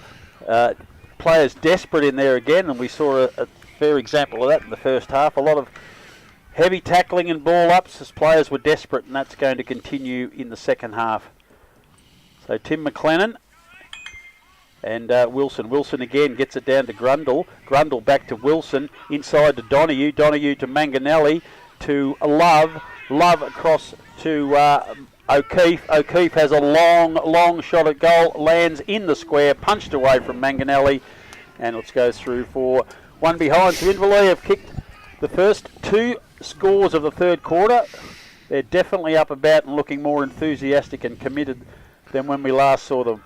So it's Bolitho kicks the ball into the back pocket, and Fanning takes the mark for East Geelong. Looking for some options up the ground, none on offer, so he's just going to go long down the line. It's a beautiful drop punt off the boot. Jumping at the ball is McGrath. McLennan picks up the crumb at the back of the pack to Andrew. Long sweeping handball. Now releases Dowsett. Dowsett's passed down the forward line looking for Hoare. That's Mitch Hoare, punched away from him over the back of the pack to Young. Hoare intercepts again. He's run onto the ball, desperately trying to get it. He's got one high that time. And this time he will take a free kick, half forward flank for East Geelong, kicking for his options. He's got a short one out wide, and that is Austin Mulville. Half forward flank, looking to come back inboard, and he's found an option, and that's McIntyre at just outside of the centre square. He's looking for some options as well. Taking his time, he's found another short one. He's kicked it back to Mulville, who's snuck up the ground another 20 metres. So they're almost within kicking distance now, and they've done it with some neat little play. That's a long, low pass picked up on the half volley by McGrath, taken away from him, and Tyquin for Inverleigh relieves the pressures, kicks down the line to Meehan. Meehan's going to be first at this ball. He's got a reasonable bounce, but he still couldn't handle it. Helmore's done a very good job on him. He hand passes it back to McLennan. McLennan kicks across the ground looking for Rich, but there's a pack of Inverleigh players. Burke's got it. Hand passes quickly to Manganelli, but coming out to relieve a bit of pressure is McDonald. He gets it to Oslands. Oslands back to Rich. Rich very much up and under, looking That's for gonna hit me in the Dowsett, head. but it is out of bounds on the full. And Templeton thought, no, that's interesting. He's kicked from not behind the mark. The umpire let that happen. Comes back into the middle of the ground to Tyquin. Tyquin's long pass into the forward pocket looking for Manganelli. He can't hold the mark, and it's going to go over the back of the pack. Boundary throw in, forward pocket, probably about 30 metres round from Inverleigh's goal when the umpire throws this through. Adam Donahue has moved himself forward during the last little play. He's now hovering around at true centre half forward. So waiting for the ball to come back in. Wilson can't get a hand to it. It's picked up again by McLennan. He can't get away either. Hand pass out the back of the pack looking for Mays. He can't get the ball. It's just a pack of arms and legs in there. Bursting out is O'Keefe. He's got one a little bit high, but he's been tackled. The umpire is now going to ping him for holding the ball. He didn't drag it in. He didn't drag it in. He fell to the ground with the ball. That's not a drag in. So Belitho kicks right across the ground to Fanning. Fanning is going to have Mulville making space. No, I think that's McDonald, actually. McDonald now kicks down the line, but intercepting is Tyquin, who's back in the numbers he was at the start of the game. Yes, he is. Yes, he is. Fourth for this quarter. Yep. So Matt Tyquin now a long drop punt into the pocket. Adam Donahue's making position. Good position, and marks on his chest. On the half-forward flank, Easter suggesting it was touched before it got to him. The umpire's just had a crash with Austin Mulville. Both of them hit the deck. The umpire was at fault then. I think the other umpire should take his number. So Adam Donahue is in the forward pocket. He's probably within distance, he thinks. A very tight angle, though. He's looking for leads. It's a tough kick. Will Wilson. He's got Dawson Grundle back in the square. Wilson's on his own, you're right. So that's a long kick into the square. Players up. Ball comes over the back of the pack. Oslands for East Geelong's running it out, and he'd really prefer the boundary line. That's been accidentally kicked out in the full, I reckon, by Wilson. Umpire didn't see it. We're going to have a throw in. You're going to have a throw in. Right on the 50-metre arc as it hits the boundary line. Inverleigh in attack, and definitely more desperate than the first half at this particular stage. Thrown in again. Manganelli picks up the crumb off the pack. He breaks free but can't get totally free. Mars for East Geelong can't get a handle on the ball. Circuit comes out. Under great pressure, kicks back into a pack of players. Mulville's got the ball. Hand passes to McIntyre. McIntyre to Belitho. Wider to McDonald. McDonald hand passes under great pressure, and they've lost possession of the ball. O'Keefe for Inverleigh grabs it, kicks it back into the hot spot. Meehan tries to get a hand on the ball. Manganelli's going to be first there, but the desperate East Geelong defenders have forced the ball over the line. Only about 6 or 8 metres around from the point post. Inverleigh in attack, and Grubby heaps more desperation in the side at the moment as he jams a pie in his mouth. Want a bit more jam there or not? You don't put jam on scones, mate. Scones. So throw in now. It's the two big ruckmen again. Wilson gets most of it. Meehan couldn't quite get hold of it. He's ran past Ryan Lemper for Inverleigh. Hand passes across to McIntyre. He relieves pressure down the line, looking for Watson Searle, but coming through is Condi. That's a very poor hand pass there for Inverleigh by Brown. Releases the ball back, but that's a very good effort by, I think it's Gerard there. No, it's Muir. But getting away from him is Mitch Orr, who's had a busy start to the third quarter. That is a lovely kick. He finds Zach Smith. He gets a little bit of a kick on, plays on, and kicks a beautiful running goal. He's second for the afternoon, and it relieves a bit of pressure for East Geelong. Well, we're out to 7, is it? Yep. 7 goals for Inverleigh, 4 goals 6, and we are we're 8 minutes into the third quarter. Well, I'll tell you what, I've been following footy for a long, long time. Ewan hasn't. You tell him, Ewan, because we're both going to say the same thing. Well, I think that's just very important just because of the momentum that Inverleigh had coming out of the half-time. Just slowing it down again and getting it back on their side for the home side. How long did they have it up here without it getting a goal? And they've gone down there in one foul swoop and gone bang. Too long. And I tell you what, I got a lovely text from a work colleague who's listening today. A lovely young lady named Alex Smith. So thanks for listening, love. Hello, Alex. Is she turned off now? She had enough yet? It's a bloke with long hair. He'll be listening now, laughing.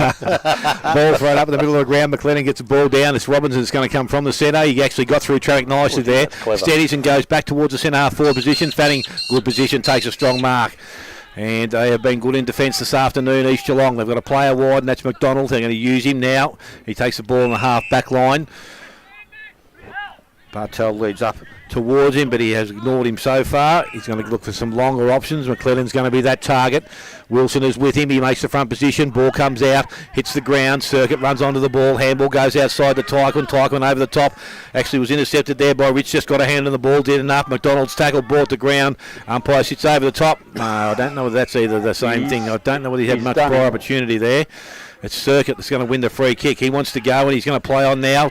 Didn't take his time. Kick back towards the goal square. Mark is not taken. Ball runs back towards the boundary line and it will be seen over. And that was by Mitch Helmore. He played on quickly to get the ball in there. What was that for? Just a free kick given then? I'm not too sure what it was for, but the ball's gone across the face of the ground and Mars has taken the ball. He's had 1, 2, 3, 4 bounces already. Gets outside 50, kicks up short. Mark taking it there. Mulville goes over the top. Hoare takes the ball, wants to come back on his right foot, was tackled, had to get the handball away. Wasn't quite as effective as he would have liked it to be. Ball goes back over the boundary line, so they'll be able to hold things up out there, and Inverleigh will have an opportunity to get numbers back behind the ball. He played on quickly, Circuit, to try and get the ball in to beat the East Geelong defenders, but they were already there. They're on song, mate. They were already there. They're just doing all the right things, East. So the now ball thrown back in by the umpire. Ruckman both go at it. Gets out the back of the contest. Picked up there. Lemper runs onto the ball. Has time to steady. Kicks the ball in towards their half-forward line. Smith used his body nicely. Able to take the ball now. Looks up. That's a great kick. And his teammate comes up and Watson Searle and takes the mark. And he will go back and shoot at goal. Well, as East Geelong coach, I went and seen him at half-time. And I said, you've got to inject yourself into the game a bit because you can play better than that, and you've already done that. He's been good this quarter because he's a dangerous little bugger. Smith, very impressive. Yeah. So Watson Searle from 45 out, almost directly in front. That kick's not going to be great. Oh. That doesn't matter. Smitty, There's a great pass. Oh, I understand. Beautiful Grumman knew pass. what he was trying to do. And the mark has been taken out there, and I think that is McGrath. I know it is. And he will go back and he will try and kick his first goal of the afternoon. And that's my problem with the opponent standing 5 or 6 metres behind him. Something like that happens, you give yourself no chance. You've got to stand side by side. So McGrath from the goal square comes in, kicks that goal. I'll tell you what, he snuck it in, but only just. That's all you have to do. And they have kicked their 8th goal of the afternoon. They're 8-4. Inverleigh are 4-6.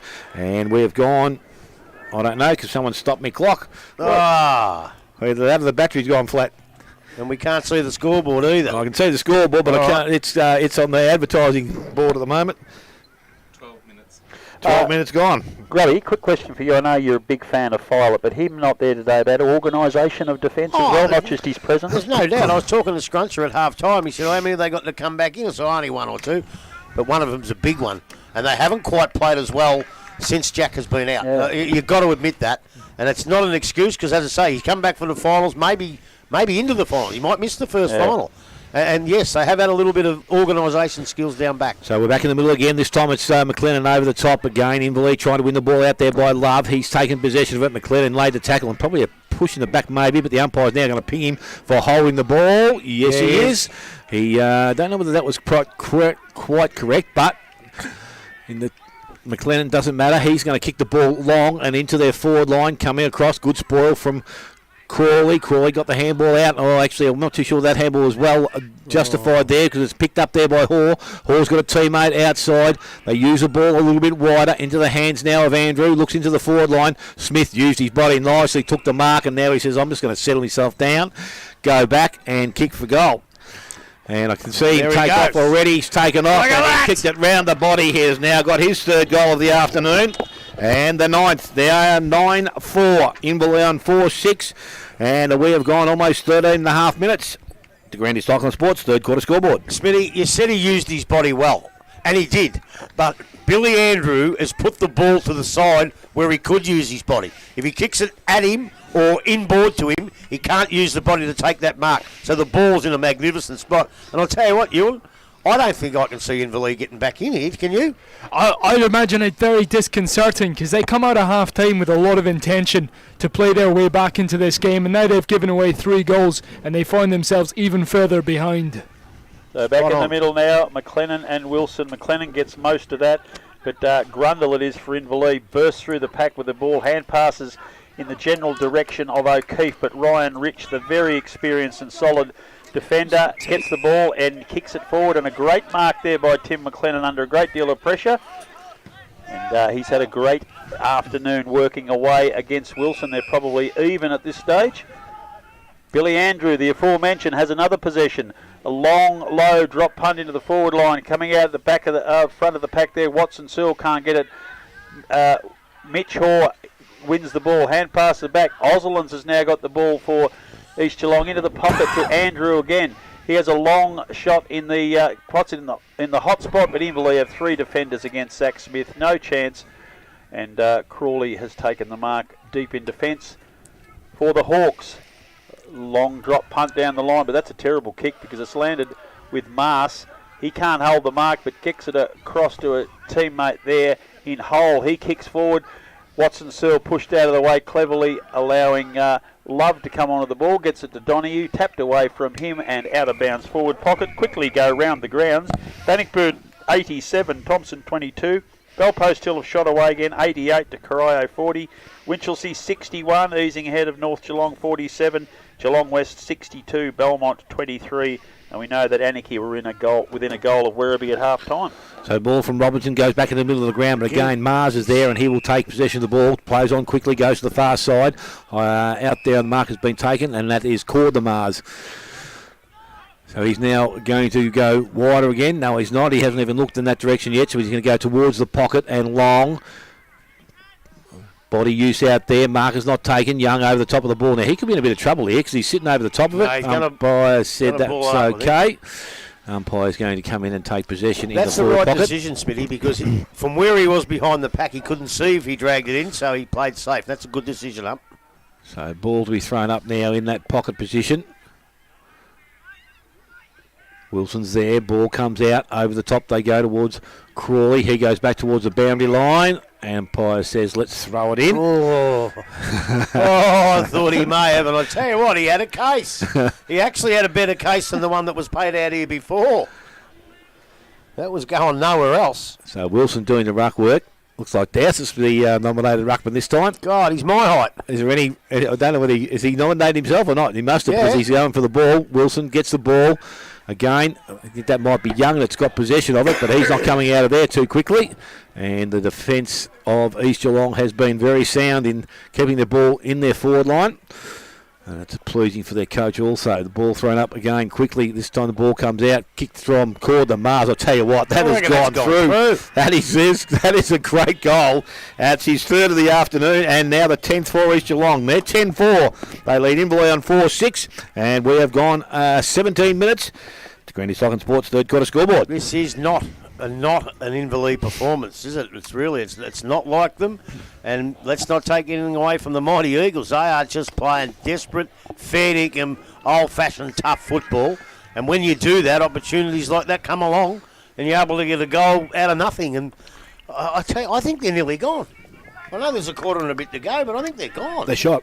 Yeah. Not this game. Well, they were desperate for a few minutes, and they just needed more of a score when they had it down their end. But as you said, Grubb, they each took it up the other end once for a goal, and puff went the Dragon. There you go, over the back of the pack. Grundle gets the ball, and he quickly bangs it forward for Inverleigh. Belitho can't take the mark at the back of the pack, but immediately picks up his own crumb and kicks delightfully out to the half-back flank. With a great shepherd too, I might add. Yes, finds a teammate there, kick into the middle of the ground, and Billy Andrew immediately plays on. Jacobs on his own on the half-back flank. Mulville is waiting a little bit further up the line. They're peeling off nicely. Austin Mulville, who again has impressed this young fella, as has McDonald this afternoon for East Geelong. So Mulville now kicks down the line. He'll be looking for McLennan. Donohue's in front position. McLennan arrives to punch it away. We'll get a boundary throw in, and I reckon under those conditions East will be pretty happy with that. It's just forward of the centre. They're heading into attack, already leading 10-4 to 4-6. and that is a massive margin this late in the game. So Wilson's arrived again to do battle with McLennan. They've had a fine duel this afternoon. The ball comes up. Wilson's got front position. McLennan eases him out nicely. Tries to get a hand pass away, but that is intercepted. Pack of players looking for the ball again. Wilson gets it across to Circuit. Circuit to Grundle. Grundle hand passes inside to Templeton. That is a horrible kick, but it's going to land nicely with Casey Meehan. Half forward flank. Meehan round on his left foot, kicks back into centre half forward. Manganelli's there. It's over his head, but he's going to get there first. Pushed out of the road by Jacobs. Mars gets the ball to McIntyre, and East are out again. Billy Andrew takes the mark on centre wing. Dowsett's this side free, or he can go back into the middle of the ground to where Lemper is on his own. He waits for the ball to bounce, runs through two Inverleigh players, gets through the centre, kicks a long, low drop punt, and that is landed right on the chest of Zach Smith, who has had a perler of a quarter after Grubby chatted him up at half-time. And Smith will be lining up for... Is this his third for the quarter? Yep. It will be, if he can kick it. He's definitely been a live wire. He's had a hand in another one of their goals that he gave off. So we've seen enough of him to know that he can play. Today it's been definitely on show, and he looks like a pretty handy to player to have during a final series on his old home ground at St Albans. So Zach Smith from the pocket, long drop punt. That is a magnificent kick from the forward pocket. Tighter than a 45-degree angle. What a superb kick of the football that was. He kicked the goal of the year at Inverleigh the last time these two sides met. He's got another ripper today. It's 11-4. Inverleigh 4-6. Is the fat lady singing, Grubby? Yeah, she's singing all right, and I'll tell you what, that never looked like it was going to miss from the minute it hit the boot. He just laid back and went bang, Ewan. Well, a couple more goals like that, and the fat lady will be yodeling. Well, I reckon the fat man might be watching it, old Dick Philpott. And I meant to give him a cheerio early on in the piece. He's in hospital. He's got a broken back and 3 broken ribs. So how did you do that? I don't know. He's been sore for a long, long time, and he's been... So all the best, Dick. Hope you come good soon. Dick. So the ball back in the middle of the ground. It's going to be tight when it comes from the middle of the ground. His kick wasn't good, but he's going to have a chance to go back after it. Arriving the ball was Hole. He has an option outside. Takes him on. Got the handball away, though. Went to Mulvale. Mulvale goes back inside to Cordemars. Cordemars now runs in, looks to loop the ball over the top, but it was intercepted. Ball goes over the boundary line, and a throw-in will take place. Pretty close to where we sit here at East Geelong. It's the closest it's been to us all day, I reckon, Dale. Yes, it is, and it's best side of the ground to play, I reckon, too. And who's got the commentary at the moment? Me, I'm going to stay with it. Be right. That's exactly right. Be right. Ball into the ruck contest, comes out the back, went towards Jacob, taps it further afield, picked up, caught the Mars, got through the traffic, handballs out wide, goes into the hands there of Bartel, stopped, prop, went over the top, Mulvale kept running on the left boot, looks outside, short pass, will find Hoare. So they've got the ball to their half forward line, another chip further afield, went towards Dowse, a bit slow through the air. Donahue arrives and belts the ball over the boundary line and will be thrown back in by the umpire. You just see him walking back a bit despondent. Not only has he got a lift in his footy, he's got a lift in his attitude. And go, come on, you blokes, let's get back into this. So the umpire throws it back in once again. This time, ball gets the ground, picked up, kicked by, looks like Burke. No, it wasn't, was Circuits. Handball goes from Wilson. It didn't travel too far. East Geelong with some numbers around the ball now. They tap the ball forward, goes towards McLennan, picking the ball up as Grundle, gets through the contest, goes back towards Manganelli, and also Rich. Ball comes out the back. Mars is there. He'll pick the ball up, went one way, got around the players coming at him. That was Mays, and delivers the ball back in the middle. That's a great kick. Marcus taken out there by McDonald. He chips the ball further afield, goes to Dowse. It set him a bit of a task. Needs support and has got it. McDonald picks the ball up, looks inside, then went on the right boot round the body. McGrath in front, should have been high. Should have been, but wasn't paid. Umpire lets it go, picks up there. Bartel got the handle back to Lemper. Lemper puts one along the ground, went towards Watson Searle. He couldn't pick it up, picked up there by Grundle. He gives the handball away. Tykman left it behind, picked up Mulvale. He's over the top of the ball, drags it in. Umpire circles and says, bring it back to me. So it's in R4. The ball will now be thrown up by the umpire. And Grundle will know. Wilson's there doing the ruck work. And also McLennan. Ball thrown up. McLennan up over the top. Wilson got the second one. Ball comes down. Dalton Grundle picks the ball up. Got the handball away to Brown. Brown over the top. Went looking for Circuit. Picked up there. That's high, that one. Yep. Don't miss that one. No, he didn't grub. And Andrew is the recipient. And he is going to go back and put East Geelong further into attack. So he's got the ball now, and he's looking to drive the ball towards the pocket. Lead out there by Hawes. A great kick, and that's a good How good a kick was that? He's delivered the ball very nicely into their forward line, and he's now set Haw an opportunity to go back and kick for goal. Decides to play into the pocket. A player who was not even marked, and that is called the Masters again. Yeah, he's drifted down. He's going to go round the body, I would think. Kick his fourth goal. Brings it back. Yes, he does.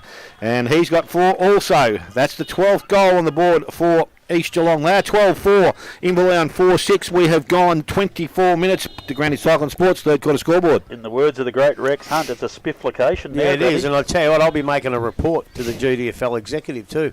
Because I reckon Corden the Mast, I reckon he was hiding in the boot of that car. Because no one saw him. He just left him sitting and he's jumped the fence and said, thanks very much. I'll kick me fourth. How can you not see him sitting there? The boys are gone. And again, blokes like Jack Follett, he might not pick that bloke up, but he might tell someone else to. Correct. And they're really missing that. Well, back in the middle now, it's heading East Geelong's way, but Dalton Grundle, who's been pretty serviceable this afternoon. Well, he's gone on the ball. He's got it out to the half-back flank, not with much purpose, though. They're starting to get Browns kicked it back into the middle of the ground. Coming through there is Tyquin. He kicks long to centre half forward. Casey Meehan comes out and takes a mark, gets around quickly on his left foot, drives long into the forward line, going across, as he does so often in his long and distinguished career. Ryan Rich takes a relieving intercept mark, releases Ozelins on the half-back flank. He kicks neatly into the centre of the ground looking for Dowser. Can't quite hold the ball under the pressure. Meehan gets a hand pass to Crawley. Crawley's pushed off the ball just as he kicked. Intercepting there is Grundle. Grundle across to Wilson with a handball. He kicks into the forward pocket looking for Mays. He gets it on the bounce. Tackled. You're going to get a free kick here, Mays. Yes, he sucked him in again. You have been tackled high. And McDonald was a bit stiff there. But Nathan Mays will have a shot for goal for Inverleigh. 35 to 40 metres out. That's not Nathan Mays. It's Nathan Selwood. Is that a sprinkler rain? Could be. It was forecast. Yeah, it looks like it.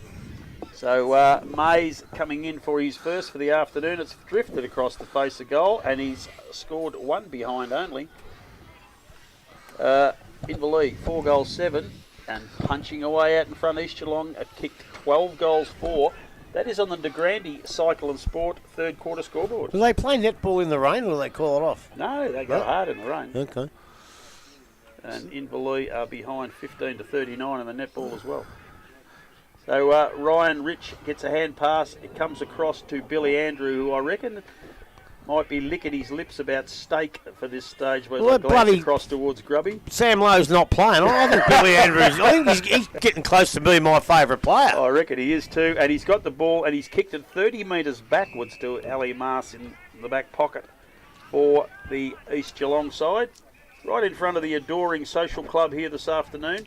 Oh, he's kicked into the man on the mark, but he's going to get the rebound back himself. That's how well they're going.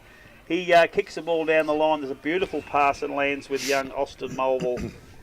Far side of the ground as the rain sweeps over Richmond Crescent. Mulville now left foot. Kicks down the line. There's more Inverleigh players in that pack, and Dalton Grundle is the one who grabs the mark. 50. And he's got a 50-metre penalty, which he will lap up and sprints down towards the umpire, who's running backwards at 1,000 miles an hour to get in position. Dalton's got there before him, and Grundle now kicks wide across to Jared Love on his own on the wing. Neat little kick for him. He'd be looking for Casey Meehan. Picking up a crumb is Paddy Burke, and he runs into an open goal and kicks a much-needed one for the Hawks. He's had a pretty good game. Who has Burke with limited opportunities? They're at 5-7 now. East Geelong are 12 goals 4. That is 16 minutes. No, 20. Gonna add 12. Oh, sorry, add 12. Yeah, about to start it again, mate. So we're 28 minutes into the De Grande Sport and Cycle third quarter. Well, obviously they needed that one, but Grundle's played a really, really good quarter. But you make your own luck in this game. A missed kick went to 3 of his teammates. It could have gone anywhere. And as in any sport, Ewan, you make your own luck in sport. Yeah, and you also got to make use of the advantages of the opportunities that you're given, and they did that there to get that goal. That's his second goal of the evening. But the only thing is, they didn't do it in the first 15 when they had it up there. If they had done it then and got closer, we've got a game on our hands. But the East Geelong defence has been absolutely fantastic here today. So the ball is about to be thrown up by the umpire back in the middle, and again McLennan goes at it. This time Wilson over the top, goes towards Tyquin, holds there. He's got the contest, got the handball out the back, went to Jacobs to McIntyre, and he delivers the ball across the ground, went to Lemper, but kick a little bit high. Marcus taken out there by Condi, so Condi now transfer the ball back towards the centre half back position. Love has it, and again he's got Templeton pointing in that direction. Not too sure where he wants to go. So Love now called the play on by the umpire, goes short into the hands of Byal. Byal will settle things down again.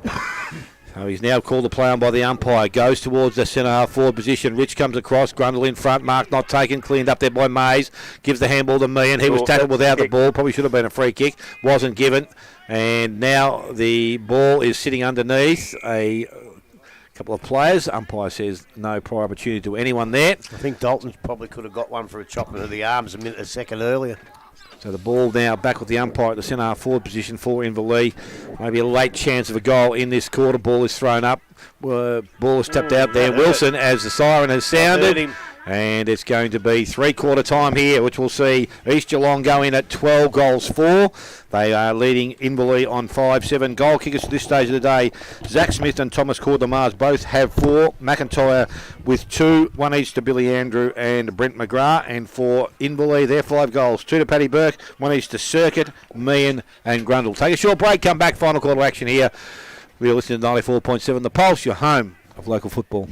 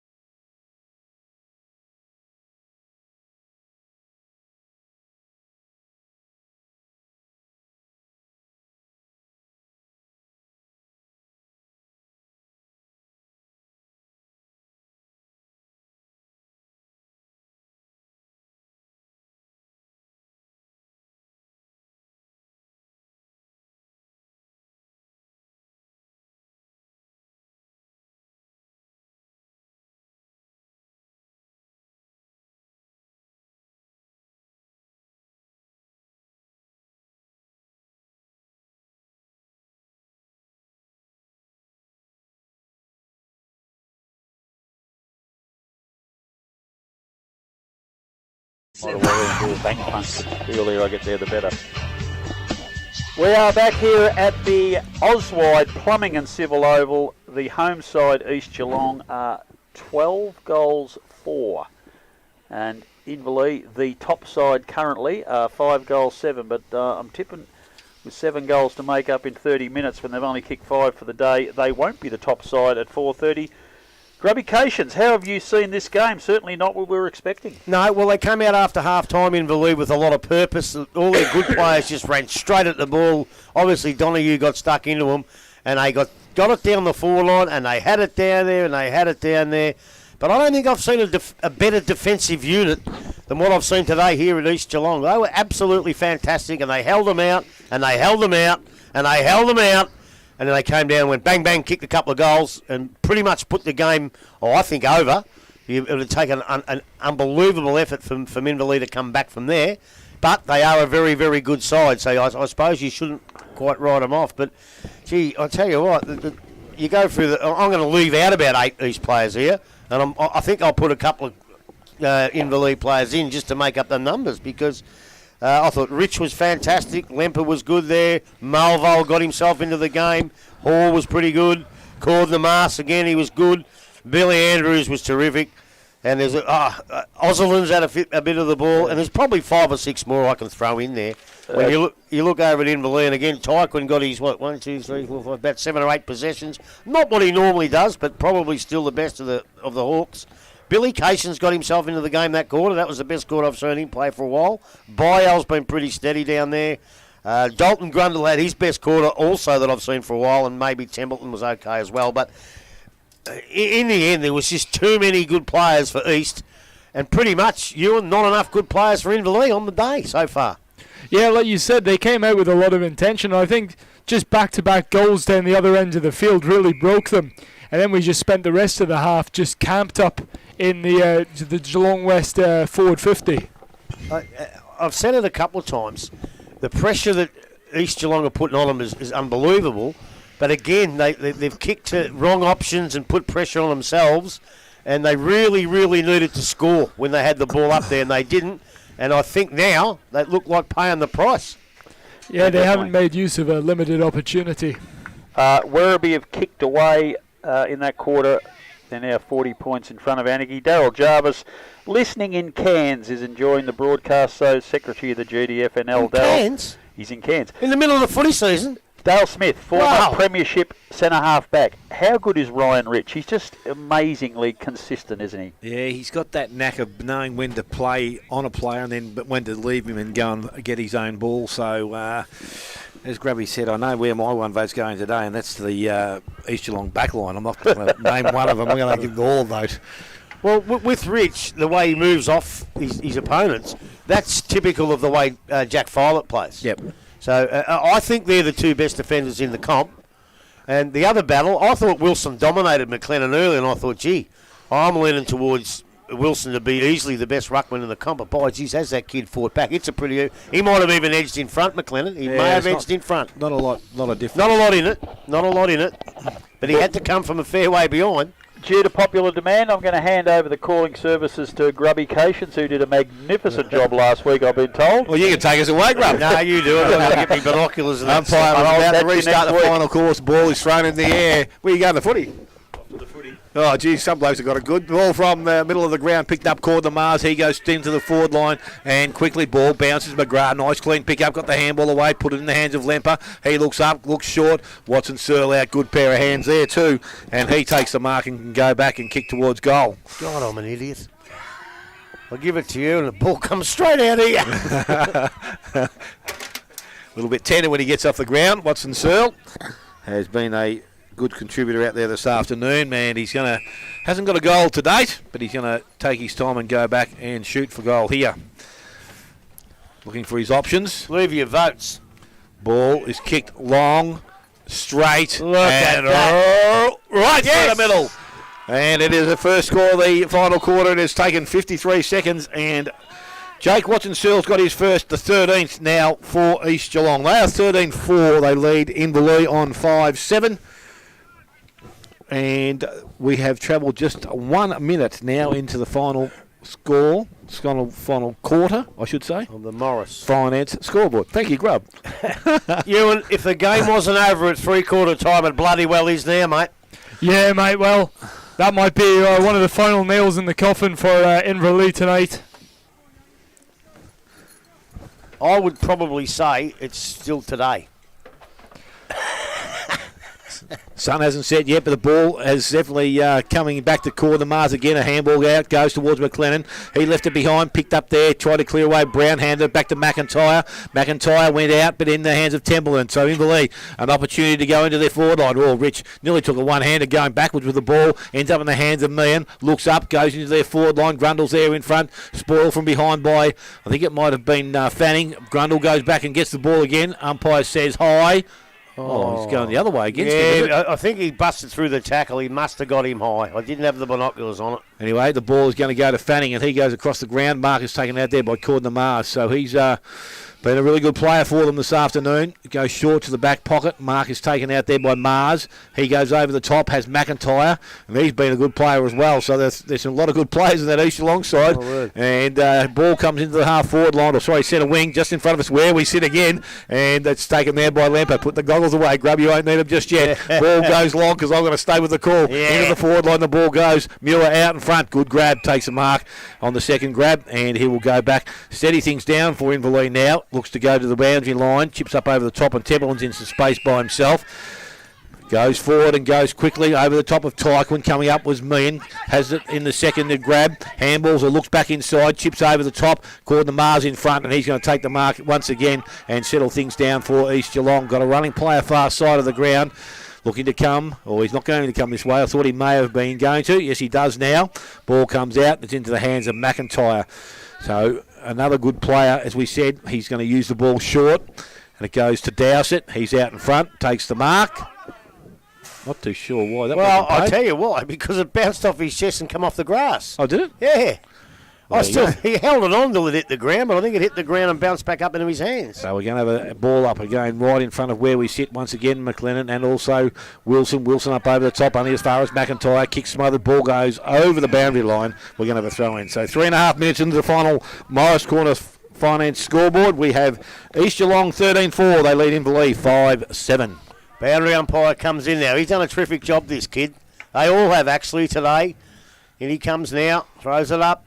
Wilson and McLennan in ruck. McLennan gets the front position. No one can get it out. It comes out to Tyquin. Tyquin goes over to Finley O'Keefe. He's back to Wilson. Wilson gets a handball over to Brown. He puts it up towards the wing position. And who's going to mark that? The bloke that's done it all day, Ryan Rich. How good has he been, Rich? Looks further up the field. No one's making any leads at the moment, but he decides to run around off the mark. Puts it down towards the Brown. It's going to be very close. I reckon they got a hand on it before it went over. And it'll be a throw in on the half-forward flank, again in East Geelong's attacking zone. Good. That was pretty good boundary umpiring again. That was a pretty difficult one to judge, and I reckon he got it right, the kid.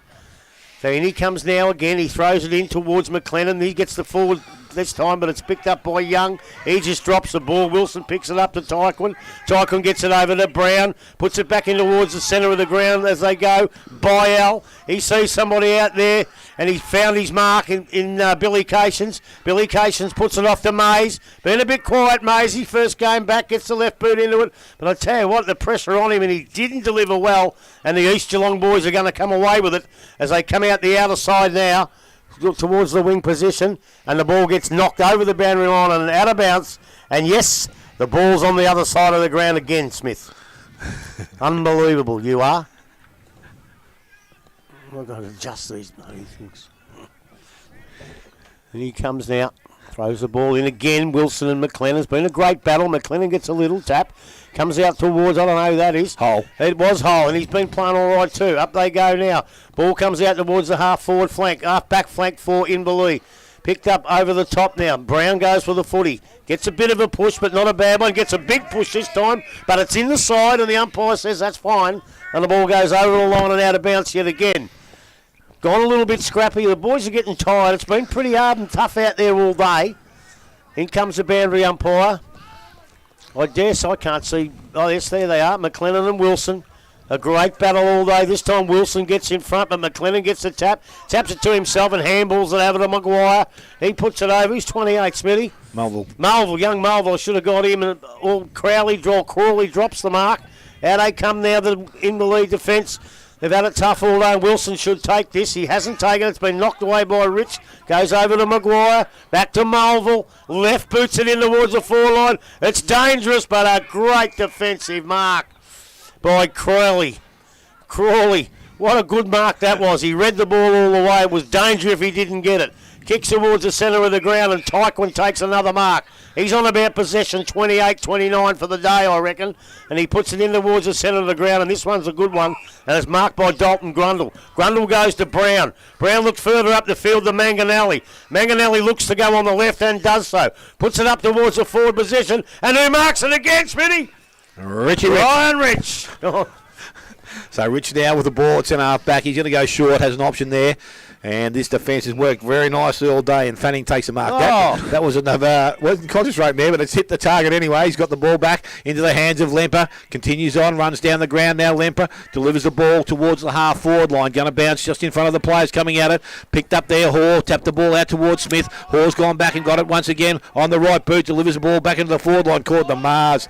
Just drifts into the hole, takes the mark, and he'll go back, and he will kick goal number 5, no doubt whatsoever. Oh, put it in the book, Smithy says. Put it in the book. Wow. Even Ewan's even got it marked down beside me. Has he? Yeah, he's got confidence just like me. Oh, I tell you what. Good user of the ball. They don't miss these ones, Grub. I hate to say this, but geez, I hope he does. So Thomas Cordner-Mars comes in, kicks that goal straight over the umpire's head. He's got his 5th of the afternoon, the 14th now for East Geelong. Now 14-4 Inverleigh on 5-7. 8 minutes gone, final quarter. Morris Finance, final quarter scoreboard. Mate, Ewan, can they get over this defeat come finals and just put it behind them, or is this going to leave them a little bit starstruck? Well, I'm not sure, mate.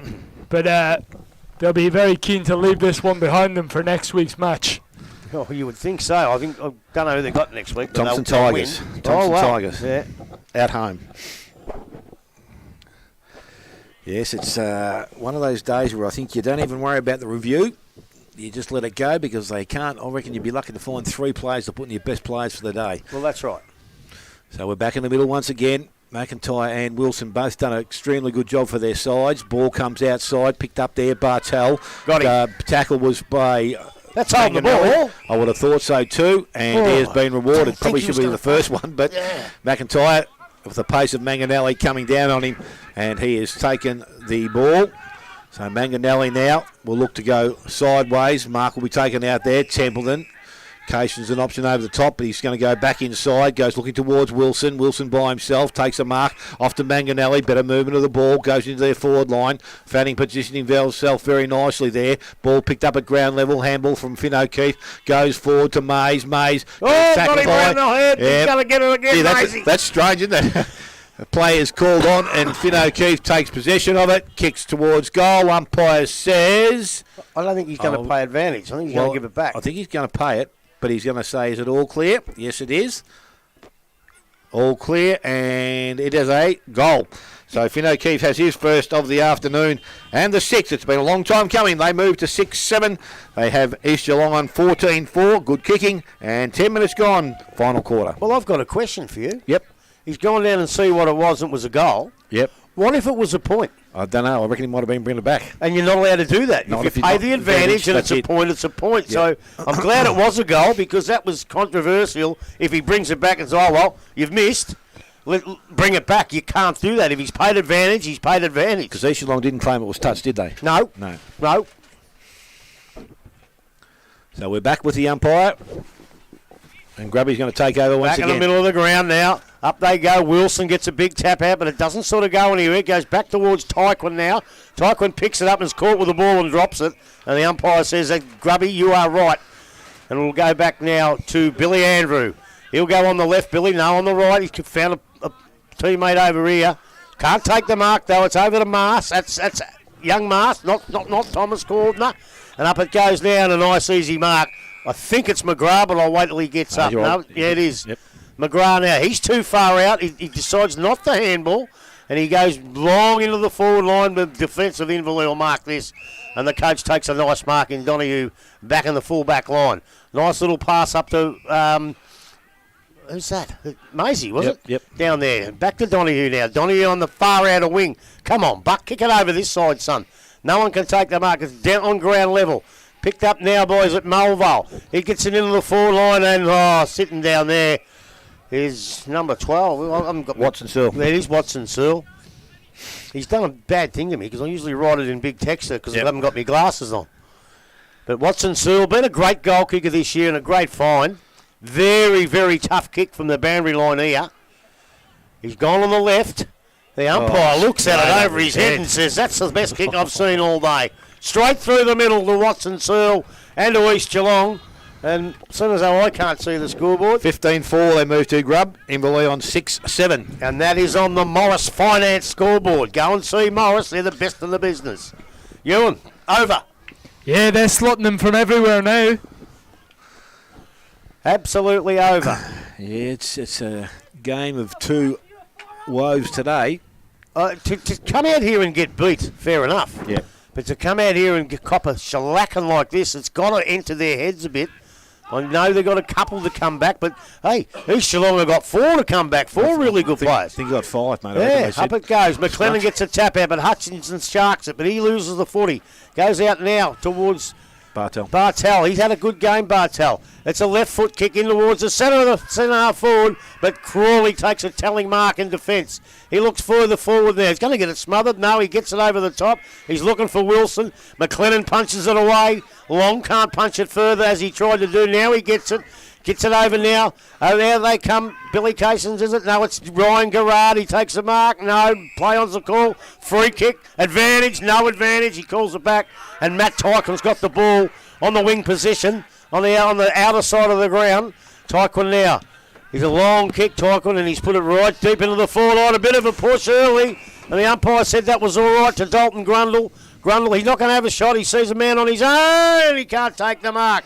Picks it up now. Is it Manganelli? Yes, it is. Gets it back. Who? Burke. It was Burke, sorry. A flying shot for goal. And that's just their luck today. And it's gone straight through the points. And I'll tell you what, they're in a lot of trouble here. One more point to the score to Inverleigh when they really need goals. Out it comes again now. Oh, I'll get a bit of binoculars up here. Smithy? I reckon that might be McDonald. McDonald. And another kick to East Geelong. And that's Mars. Mars, deep in defence. He's going to come along the members' side wing. Puts it up towards that wing. Up they fly. No one can mark it. It's punched away. Can they pick it up? No, they can't. Now it comes out. Out it comes, and just binoculars. Unbelievable. Andrew's got the ball now, centre wing. He goes down to the half-forward line. Muir leads in the race for the ball. He can't pick it up cleanly. He needs to. Well, actually, probably that's a better option because the ball has gone over the boundary line, and we'll have a throw-in. East Geelong with numbers back there once again. So Inverleigh now able to get some help or some assistance back into their defence. But as we said, the game is well and truly gone. Just a matter now of trying to hold this probably roughly 10-goal margin to where it is. Ball is thrown back in. Ball comes out the back. Picked up Hutchison to Love. Love goes in the left boot. Back in towards the middle of the ground. Goes past Young into the hands of Meehan. Meehan onto Circuit. Circuit goes into the half-forward line. Tyquin leads in the race for the ball. Kept his feet. Did nicely. Looks at goal. Kicks that to Wall. Needs a favourable bounce. It bounces across the face. Goes towards the pocket. Mays leads in the race for the ball. Ball goes over the boundary line, although it's still in the field of play. Picked up out there into the hands now of McDonald. He goes along the boundary line. Mark is taken out there. McIntyre. So McIntyre looks up, has Fanning pushing himself down the ground, player out wide. They've got numbers everywhere. Osland's out by space by himself. So Osland's now looks back inside, goes towards his teammate. That kick wasn't well directed, and Donahue comes up and he takes the mark. Donahue now runs, carries, puts himself under a bit of pressure on the left boot, goes into the centre half forward position. Ball's going to come back as the mark has been turned over, goes to McIntyre. Outside to Hull, and he holds thing up. He goes now towards the centre wing. Mark coming up there. Watson Searle, a long one up from the forward half. Now ball goes a little bit further afield. McGrath presents up. He's limping. He's got a bit of cramp there, I think. And McGrath's got an option over the top. They just ran away from him again. Grubb left Osland's in the pocket by himself. He tries to chip the ball over the top. Was smothered. Went back and collected himself. Got the handball away. Went towards Smith. He's tackled. Brought to ground. Will be penalised. Holding the ball has to be no, umpire says. Well, I'll give him the benefit of the doubt, the umpire. He was behind the pack, but there wasn't a great deal of opportunity. But I think the wrong thing there is he didn't make a real good attempt. Yeah, so the free kick could have gone that way. As up it goes now. Wilson in ruck. He'll get the tap out for sure. And it goes over towards Circuit, who gets a push. Umpire said that's in the side. That's fine. Out it comes now. The ball smothered over the boundary line. And there'll be a throw in about 40 or 5 metres around from the East Geelong goal. And who's going to go up? Where's Wilson? Big Wilson still there. I can't see McLennan. No, I think Zach Smith's put his hand up. He's only about 4'6" shorter than Big Wilson. So unless it's a bad throw in, you'll know who's going to win this one. Wilson does win it, of course. And now it comes down. Out it comes towards the boundary line. Picked up by Billy Andrew. He's coming backwards to McIntyre. McIntyre with a big long handball. Goes over. Over it comes now to Mulvale and McLennan. There's McLennan. He's having a bit of a spell. McLennan. He goes across the ground towards the outer wing there, and Mulvale really brought himself in the game, this kid. Can he come back into the centre towards Mars? No, he's not. He changed his mind. Goes out towards... Hall. Who? The brother. Oh, yeah, I thought so, yeah. And Hall on the centre wing, on the members' side of the ground. Kicks it forward. Big pack of players form. It comes over the top. Handball out towards Billy Cations. He gets another handball under immense pressure. Donoghue punches the ball back towards one of his teammates. Out it comes now. Donoghue's a chance to run onto this, and he does so. He gets a handball over. Out it comes now. That's Burke, is it? Or Finley O'Keefe. O'Keefe puts it down towards the wing, picked up on Templeton. He's almost crackled, but a good kick. Goes out to Manganelli. What can he do with this one? He can't get to it. It's gone past him. And Mulvale nullifies him and pushes it over the boundary line. And the boundary umpire will throw the ball in. And now it's only 40 metres, 35 maybe, around from the Inverleigh goal. Gives them a chance to just get one back if they can. In he comes now, the umpire. We'll have a look. I think the two big men are back in the ruck now, McLennan and Wilson. What a great battle. It's a throw favours McLennan, and he gets a tap out. No one can pick it up. A couple of good tackles in there. It's forced forward. Out it comes now. McIntyre is it, puts on the left boot. He puts it over towards... Dowsett. The ball in to Dowsett. He's been a bit quiet. Puts it over towards the half-back flank. Oh, they're just... Mars, is it? They're just killing them at the moment. They've just got players everywhere. And Inverleigh, they've just stopped. Handball out of defence. Out it comes now. Oh, he's almost caught. Manganelli hasn't given up. I'll give you that. And it goes over to Hall. Hall now. He sees a little option further upfield. And he takes that option. And that's... Lemper. It is Ryan Lemper. Right out on the other side of the ground now. Lemper. He stays on that side of the ground. Out they come again now. Dowsett's run down. Gets a handball over. Back to Hall. They're raffling at these blokes. Back to Dowsett, who will win the raffle. Gets it on the right boot, puts it up towards the forward line. And I think that's Watson Searle, is it? Yep. He's taken a mark again on the boundary. Again, there's no way he can kick it. And guess what? He probably bloody well will. No, he won't, because the umpire said it's over the boundary line. He must have had a double grab at it, Grub. I didn't think so. It's either a mark or a throw. Well, or on the full, is it? I don't know. He must have double grabbed it, because I thought it looked like a mark, but I must admit I didn't have the binoculars on it. In it comes now. Wilson decides to grab it out of the ruck. He gives it over. Out towards the wing position, half-back flank. They're appealing for a deliberate... I think they've got it.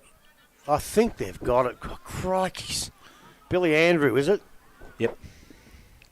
He's going to put a big right boot right into the teeth of the goal square. Wilson should mark this, but he's spoilt by his own teammate.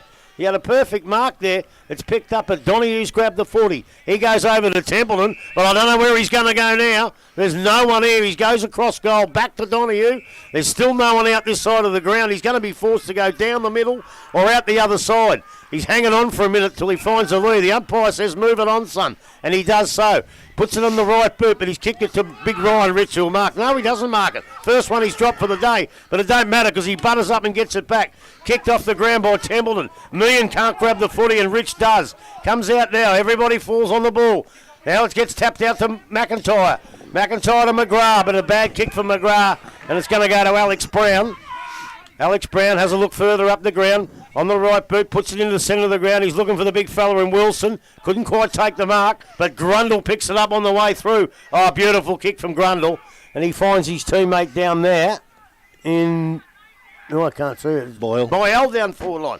Boyle puts it up towards the forward line now. Picked up... Oh, is that Maisie? Yep. But he's marked it right on the goal line. And they'll come out of defence, the East Geelong boys. So Mars now with the ball. He'll takes his option, goes to the far side of the ground. Out there is Fanning, and he takes the mark. So Fanning has Bartel leading towards the centre-half back position. But again, now no need to rush anything here. Just play position, football. Asked to play on now by the umpire. So he's going to go club room side of the ground. Or back towards centre wing. Ball is up in the air. Wilson across. Can't take the mark. Dowsett at ground level. Got the handball away. Only as far as the Inverleigh options. Then they go back into their forward line. Coming up. And the mark is taken there by Mays. He's out in front. Plays on quickly. Goes long into the forward line. Burke's got out the back. That's a better kick, and he will take the mark. And he will go back and shoot for his third goal of the afternoon. And from about 25 metres out, 45-degree angle, should go through and kick his third. He's been good at this for most of the year. So Paddy Burke steps in now. So you sit right behind the flight of the ball here. Looks good off the boot. It is not going to hold its line. It's going to drift across and through for a minor score. So 6-9 now to Inverleigh. 15-4 East Geelong, and we've ticked over 22 minutes in the final quarter. Morris Finance final quarter scoreboard. So it is Mars that is going back and doing the kicking in duties now from the fullback position. Rich is looking like he wants the ball brought this side of the ground, where we sit. He's going to bring the ball out now. Of course he will. Rich is there. He's in front. Wilson from behind, but I reckon he had a fair grab at that. Yeah, ball mark has been paid, so it's going to go back to Rich. Fair enough. So Rich now will settle things down once again for East Geelong. McLennan along the boundary line. That's got to be the option. That's where it's got to come. Call the play on by the umpire now. He puts the ball in the air. McLennan, the biggest bloke out there, had 1-2 grabs at it, couldn't finish it off though. Ball at ground level, picked up out there. Sitting over the top is Templeton, wants to be careful. Jacobs emerges with the ball, handballs out the back, but only as far as Circuit. Circuit goes to Brown. Brown from Inverleigh goes looking towards Manganelli over the top of his head. Mark taken out there by Belitho. So Belitho now again, he's got some options, goes backwards, has a player by himself in space, and that was Helmore, I think, that sat back off the contest. Goes round the body now to McDonald, who sits himself out on the centre wing, the far side. McDonald on the right boot, goes further afield. Good kick, and he has Bartel. Bartel now looks to bring the ball quickly into their forward line. Numbers back with Inverleigh. Coming up, Mark is not taken out the back. Cation's got the handball away to Tyquin. Tyquin looks up. Short kick back towards centre wing. Burke's up there. Got the handball away. Cation's continued to run. He's tackled, brought down by Lemper. Ball comes out in the tackle. Holding the ball. Umpire says that was incorrect disposal, and it's going to be a free kick to East Geelong. Spot on up. That was right. They haven't dropped any of their pressure off, and we're 25 minutes into the final quarter. So Ryan Lemper now with some options. He's not got too many. The ball goes towards Dowsett out there on the far side, but Smith slides in behind and takes the mark. I would think this is too far out, but he's in no rush to get rid of the ball. It's called play on. Called the play on by the umpire now. He loads up. He goes long. I tell you what, that's not a bad kick from out there. Watson Searle went for it, couldn't mark it. The ball has gone through for a minor score. That just begs the question, could he have got the distance with time? Well, maybe. After that kick, I would have said maybe yes. I don't think the umpire can do that. So the umpires, they brought the ball back in very quickly. And it's in the hands of Cations now. I'm not too sure of where he wants to go. Oh, not there. Wide. Alex Brown comes up, and McIntyre takes a mark. Chips the ball back to the forward line. Watson Searle is in front. Spoiled from behind. Again, picked up Cations. Back to McIntyre. Stummies one on the right boot. Went round the body, but can't bring it back far enough. And he has a minor score on the board. So 15-6 now to East Geelong. 6-9 to Inverleigh. 25 gone grub. Morris Finance final quarter scoreboard. Yeah, I don't know what Billy was doing there, to be quite honest. He kicked it straight to a nest of eagles. Big, that's with the big barrel down the guts. Up they go. McLennan takes the mark, though. He's probably in front of Wilson as he puts it out towards the half-forward flank, and Dowsett. He's come into his own in this last quarter, Dowsett. Probably too far to score. So will the umpire call him to play on as well? I don't know. He's going to let him take his 30 and have the shot by the looks of it. Dowsett comes in. He's going to run a bit closer to the man on the mark. He wheels around, and he can't bring it back. Oh, it's close, but Umpire signals 1 point. Don't worry about that, they say, as out comes the ball to Tyquin now. Tyquin, he's got the footy, puts it up towards Finley O'Keefe, and still deep in the back pocket, half back flank. O'Keefe, don't come this way, son, because that's where Ryan Rich is. He goes towards the middle of the ground. It doesn't matter, because Fanning's going to come in and take a mark. It's pretty much gone down his throat. He sees an option in Dowsett again over towards the half-forward flank. They're still a long way out from goal, but Dowsett, are they going to pick their way through? Yes, they're going to try. Comes back now to... I couldn't see him when he turned around. Helmore, I think, maybe. Helmore, yeah, 22. No, Belitho. Belitho. He goes back out. They're just playing with him now. They're just playing with him. There's Mulville. He goes for another short pass. And I think that's Dowsett again. He's had about 8 touches in 3 minutes, Dowsett. He's still out on the wing. They're going to come back even further. And there goes the siren to end what was probably called a public flogging.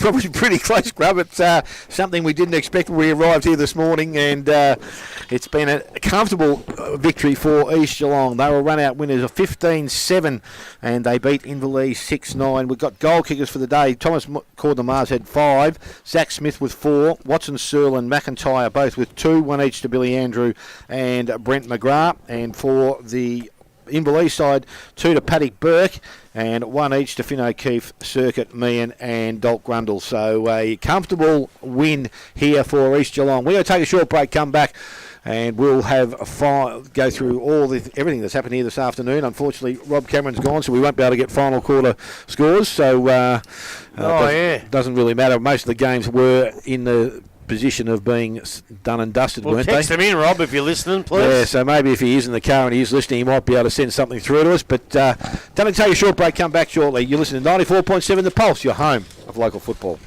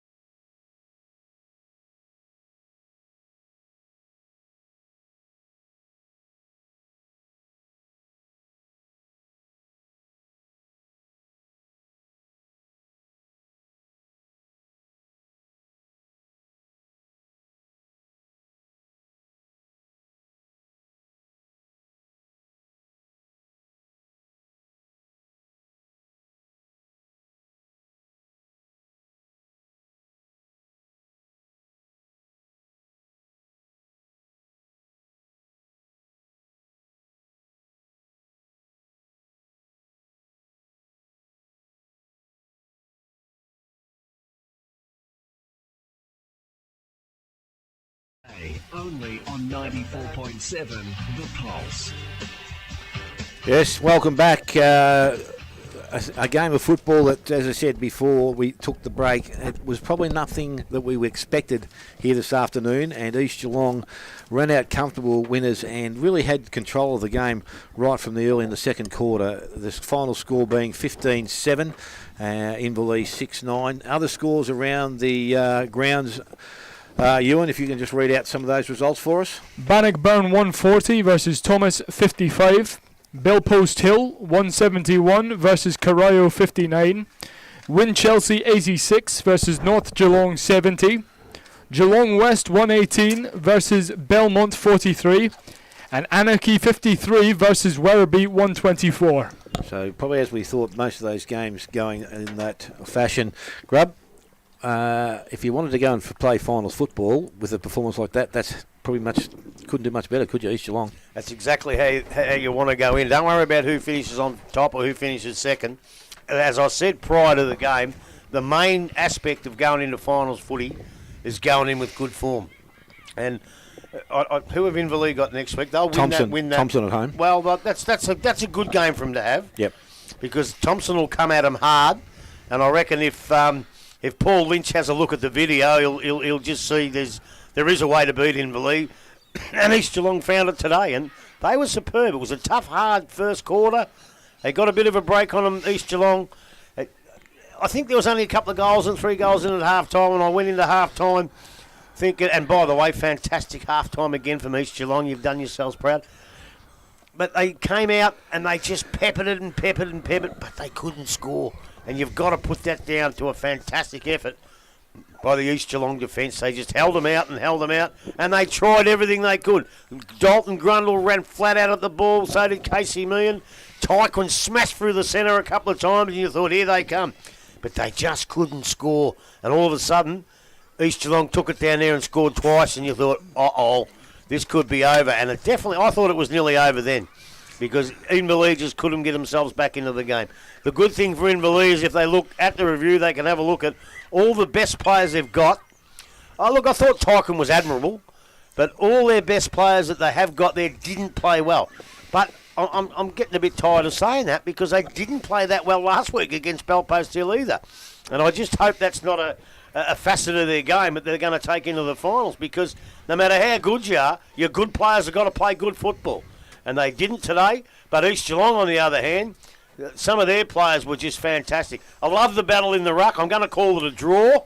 I just thought Wilson battled on in the finish, and McLennan was good too. That's going to be a great battle to watch come finals time. Do they worry about this performance, East Geelong? You bet they do. They got to really know now they're going to lift. They were my favourites for the flag last year. They didn't get beaten last year, but the COVID ended our season. Then they came through this year. They'd only lost the one game, and I thought, well, they're slightly favourite. Well, I know it's a different ground, and I know it's a different game finals, but for me, I think East Geelong now have slightly gone into my calculations as favourite for the flag. When you consider the 5 options they've got to come back in, it's going to add a little bit more pace to them, and probably a couple of players. It's going to be really difficult on today's performance to actually put players in and out, but obviously you have to do that when you've got that sort of quality coming back in. Well, that's what I was going to ask you. Whereas these players have got to come back in. Yep. Who the bloody hell do you take out after a performance like that? That's what I'm saying. With an even performance, it's pretty hard to even pinpoint 1 or 2. So I suppose the position that they're in, that is healthy, because as I said, next week East Geelong go out to Cryo, which you would think will just be a bit of a walk in the park for them. Which unfortunately will be. Is that the type of thing you would need if you're going to finish on top of the ladder, that easier game, then have a week off, and then come back 2 weeks later?